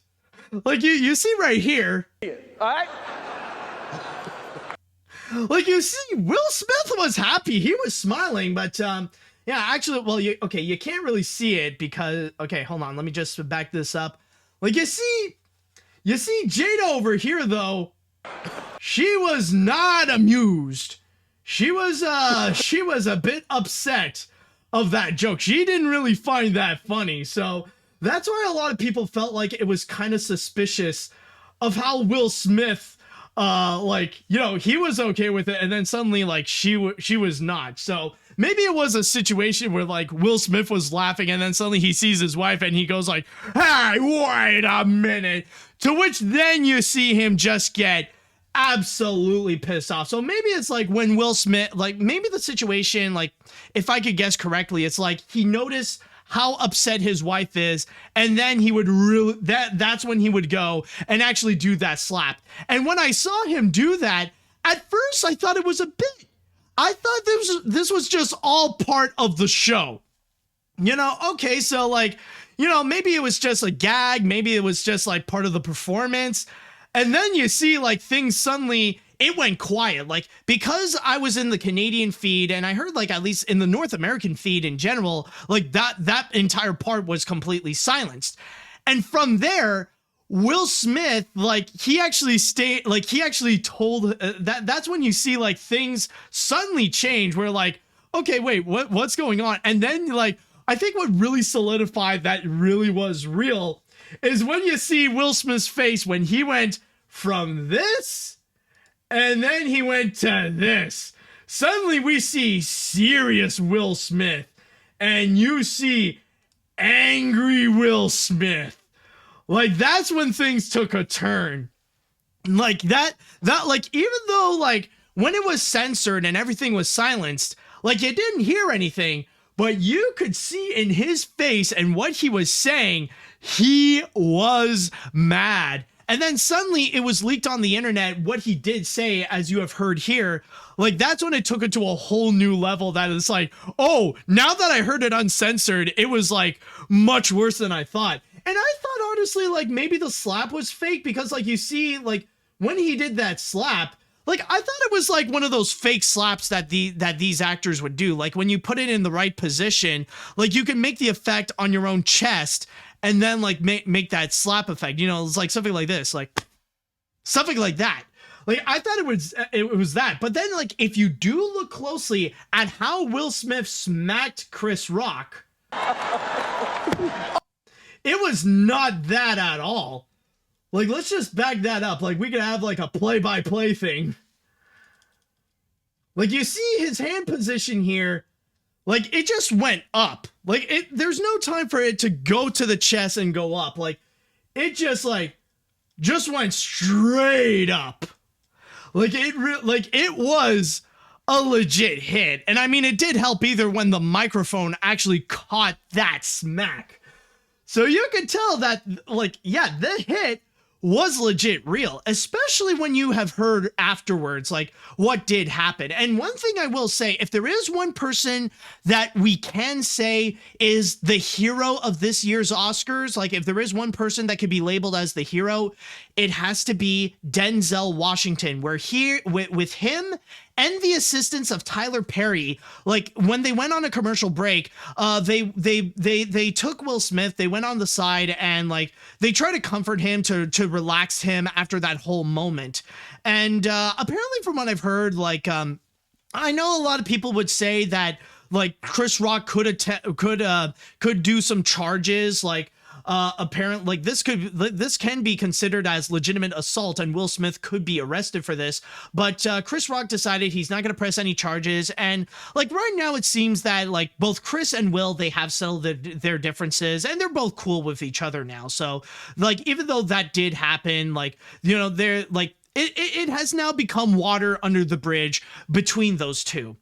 And you know, the funny thing is, and actually going back to the aspect of Denzel, like, Denzel Washington did play a very significant factor in cooling down Will Smith to make sure that he is okay. And especially if he is okay when he would go and accept his award for Best Actor. He even told him, and this is probably one of the more memorable quotes of this year's Oscars, is when Will Smith, like, he quoted Denzel by saying, "At your highest moment, be careful, because that's when the devil will get you." And there is some truth to that, and especially with what we are seeing right now, with how, like, the whole, like, everything that happened at the Oscars, it has been overshadowed by this entire moment right over here of Will Smith smacking Chris Rock in the face. And seeing the reactions, in which it is still fresh, like, seeing how people are reacting to it, like, number one, I will say, I am amazed and impressed of how fast the internet works and how quickly they are to go and making memes out of it. Like, I even saw someone, like, remixing SpongeBob clips to match up with what Will Smith has said. It was actually quite hilarious. So I'm sure this is going to be something to really remember by, and it's going to give a lot of materials for people to give. And one thing I will say right now, I know people are going to do this, but you know that meme of Batman smacking Robin in the face? Expect a lot of people to redraw that meme, but with Will Smith and Chris Rock. You know that's going to happen, and I'm sure if you go online right now, some people have already done so. Like, one thing, like, I know that's already going to happen. And also, I just want this to go out of the way, but there are some people that are even saying that maybe this is a situation that Will Smith should have his Oscar revoked, like, take his Oscar away from him because of what happened over here, which is partly why he also, like, really did apologize during his acceptance speech. It says, "I hope I am invited back next year," and stuff like that. So, which honestly, in that regard, I will say, yeah, as controversial as this moment is, I don't think this is a moment that is worthy enough to go and take Will Smith's Oscars away. In fact, let me just say this. If the Academy refuses to take away Roman Polanski's Oscar, then they have no right to go and take away Will Smith's Oscar because of this little moment right over here. And because of all this, out of all things, is actually the one thing that has truly divided people. Like, I've seen so far on social media right now, a lot of heated debates regarding this moment right over here about who is in the wrong. Like, is it Will Smith that's in the wrong, or is it Chris Rock that's in the wrong? And I've seen arguments on both sides. Like, on one hand, a lot of people say that it's Will Smith that is in the wrong, because at the end of the day, technically, yes, it is just a joke. And I mean, like, going to that extent to hit someone over a joke, that is kind of taking it too far, especially with the fact that this was not the only joke that was made at the expense of Jada Pinkett Smith or the relationship of Will and Jada. Like, I don't know if this is something that had, like, just ended up bubbling bubbling inside Will Smith. And not to mention, like what I showed you before, the reaction of Will Smith of like when he laughed at that G.I. Jane joke, and then suddenly when he reacted this way, like that was honestly, you know, like a lot of people just felt a little bit suspicious. So by that point, like some people did find that Will Smith is in the wrong and that he went too far. And especially with what he has done, technically it does count as criminal. This can be considered to be full on assault. And like, it doesn't matter if it's the Oscars or if it's somewhere private, you should not do that no matter what. Even if it is like something that is like as dumb as like a tasteless joke. But then, on the other hand, there are some people who say that it's Chris Rock that is in the wrong because, well, what that joke is indeed offensive and is considered to be ableist. And especially the fact that the relationship between Will Smith and Jada Pinkett Smith is a pretty sensitive subject for Will Smith. Like he didn't shy away from revealing that the relationship between him and Jada is actually quite a little rocky. So he like it was a boundary that Chris Rock ended up crossing that he shouldn't. He crossed the line. That Chris Rock crossed the line when he made that joke. So by that, and it's at the point where like if someone would make a joke out of a loved one that they truly cherish, then they would go and react the same way as Will Smith. So some people are arguing about that as well. And honestly, it just feels like a situation with this, with this whole thing. It's like, maybe it could be both as well. Maybe it's a situation where nobody is the winner here. Not Chris Rock, not Will Smith, and certainly not the Oscars either for televising this moment. So yeah, it was just it was just a crazy moment that to this day, people have been talking about. And I think honestly, for like the following days or even weeks to come, people are going to continuously talk about that. And I can guarantee you that what we have witnessed here truly is going to be one of the big highlights of 2022, of this infamous slap. Now, I don't know if this is going to be something that will truly affect Will Smith's career or if it will affect Chris Rock's career as well, but only time will tell, I guess. But still, it was just a moment that was crazy. And one thing I gotta say, like, I just need to say this, as terrible as this situation is, it's moments like this that I gotta say, as bad as I may sound here, this is why I still watch the Oscars. It's because of moments like this that do happen. Because when things go wrong, they become some of the most memorable moments in entertainment history. Like, especially when you see like these massive screw ups that would happen, or like these tremendous fails that would occur at the Oscars, they undeniably do end up becoming a massive highlight of the year or even the decade. That's exactly what happened, what we have seen in recent years. Rather it be stuff like when the Oscars opened up the wrong envelope and say that La La Land won Best Picture when it was actually Moonlight. Or even last year when they saved up Best Actor at the end when they thought it would be for they thought it would be Chadwick Boseman that would win, but it turned out to be Anthony Hopkins. And even this year where we saw Will Smith smacking Chris Rock in the face over a G.I. Jane joke. And from there, like, honestly, this is why I watch it, to witness live these crazy, unforgettable moments. Like, honestly, the rest of it absolutely does suck. And I will say, like, honestly, I would have regretted watching the Oscars, and I would have, honestly, I would have said I would have spent my time better instead of watching the Oscars. But for this moment alone, like actually witnessing it, as bad as it may be, honestly, it was worth it. I can actually have the bragging rights to say I saw this live on TV, and yes, it was absolutely nuts. It's as crazy as people make it out to be. So honestly, that is my entire thoughts on the whole situation, and there is a good chance that we're not going to go and hear the last time about this, especially like with the cherry on top with Will Smith's speech about like, I want, I just want to be an advocate for peace, for love, and for understanding. And it's like, that can be a subject of debate. I mean, like, you definitely were an advocate for peace and love for your wife, but maybe not for Chris. But yeah, so now with that said, I would like to go into the chat wall, and I want to ask you all, how do you feel about the moment? What is your opinion about what you've just seen with Will Smith smacking Chris Rock in the face? Let me know what you all think. Let's see now. At first, I had no real interest in the Oscars for this year, whatever, but I learned about this happening. This might just be the most incredible moment in Oscars history, and just seeing this take the internet by storm is just as incredible as well. As for me, I side with Will. While it is wrong to hit people, there are times when someone deserves a good slap. You know what? From now on, each Oscars show must now have a gladiatorial fight between two random actors.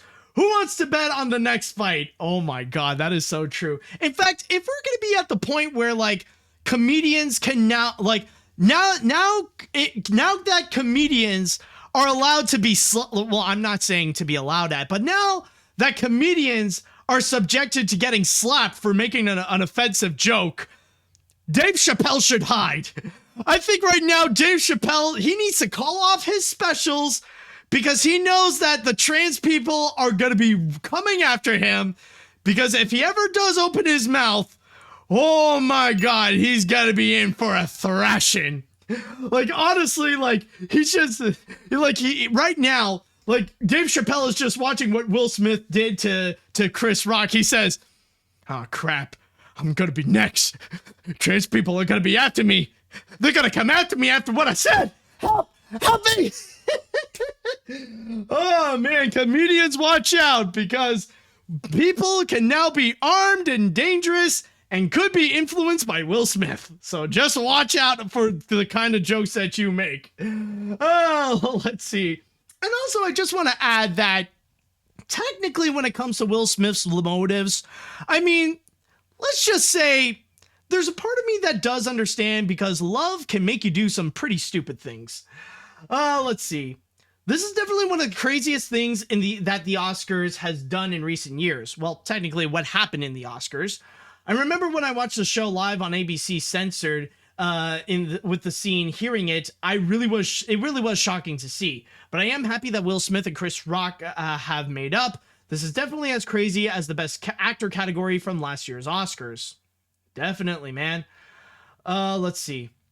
I think both are in the wrong here. Chris shouldn't have joked about a condition that people suffer from, but Will was very unprofessional how he handled it.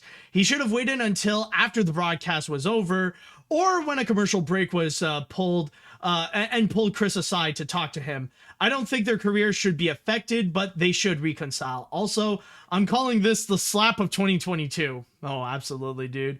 Let's see. Oh boy, JF, this is your time to shine, dude. Let's see. I guess I could write this show off as another, wait, what's this? By God, it's Will Smith with a steel chair! When I first saw that moment, I was completely gobsmacked. What the hell do you even say to Chris Rock talking, and Smith strolls up all, yo, who's ready for an ass whooping? Who is ready for an ass whooping? Ass whooping, ass whooping. Well, if he wanted it to be more bonkers, he should have spanked Chris. Yeah, I wouldn't say it'd be any better, but either way, the dude is hitting rock bottom. Oh yeah, I think it's safe to say that both the Academy and Will Smith are in full damage control mode now. I think he's going to need a lot more than just Denzel Washington's help for this. And no, not even the assistance of Tyler Perry can help either. Let's see now, when I saw this part of Will Smith slapping Chris Rock in the face, I thought it was fake at first, but when the uncensored version from Australia was leaked on social media a few minutes later, I realized that it was real. I feel like both sides should be blamed, where Chris shouldn't have made the joke with Will Smith's wife, while Will Smith shouldn't slap him instead of handling it as something professional. It has now become a meme because of it, and both actors should have handled it better. Well, that is definitely true. A lot of people definitely feel that way. In fact, maybe most people do feel that way. Who knows? For me, I am very mixed about this whole moment. On one hand, Chris Rock definitely should have known better than to make a joke about a woman with a serious illness, and Will Smith, I get, was trying to stand up for his wife. However, Smith definitely went too far by going up on stage and literally slapping him in front of millions of people. I think both are to blame, but I will still love Will Smith as an actor. Oh yeah, like honestly, I don't think this is like a career ender for either Will Smith or Chris Rock, but still though, it's going to be something that people will remember for years to come. While this smacky moment was quite a sight to behold, that's not the most cringy part of these Oscars. For me, it's actually Sean Penn on a CNN interview who vowed to destroy the Academy Awards if Zelensky wasn't invited to the ceremony by video, and that he would make it his own Oscar. Oh, that he would make his own Oscars in a more humane way, as he put it. And honestly, I happily agree with him. Movie festivals and awards should distance from viewing fame and focus on social issues. Otherwise, they're barbecued meat. Oh, yes, and that is honestly something I forgot to mention in the last story regarding how they handled the Ukraine situation, because, like, yeah, it was inevitable that the Oscars would go and address the situation, but honestly, I feel like they could have done so much more than what they did. Because all they did after one of the songs that performed, all they did was show a few texts acknowledging the situation and saying that, well, the best situation that we could do is just say hashtag I stand with Ukraine. And I was just standing there thinking, like, really? That's it? That's all you're doing? Like, I really felt like, considering that it is the Academy Awards and surrounded by the biggest filmmakers, you could have done so much more than just making a little hashtag. I'm just saying. Like, I think even Jessica Chastain with her acceptance speech did so much more than the entirety of what the Academy did. Let's see now. What else do we have? No, I think I read this one. I think I'll go and conclude with one more comment that we have. Who would like to have the final comment of this episode? Let's see. Crap, they've been, no, I read you, fudge. Okay, here we go. I give it credit, it was even more of a dumb moment than the whole Cruella's mother was killed because thing. Also, doesn't everyone remember the JoJo meme? So funny. Well, yeah, I did see the meme where people, like, did the same thing. Like, they did, like, redraw the JoJo meme, but with Will Smith and Chris Rock. Oh, let's see. Is there any more? Oh, actually, I found the perfect way to conclude this. BetoCast 2020 wrote the perfect way to conclude this whole thing. Hot take, Will Smith summed up the recent Oscars show very well.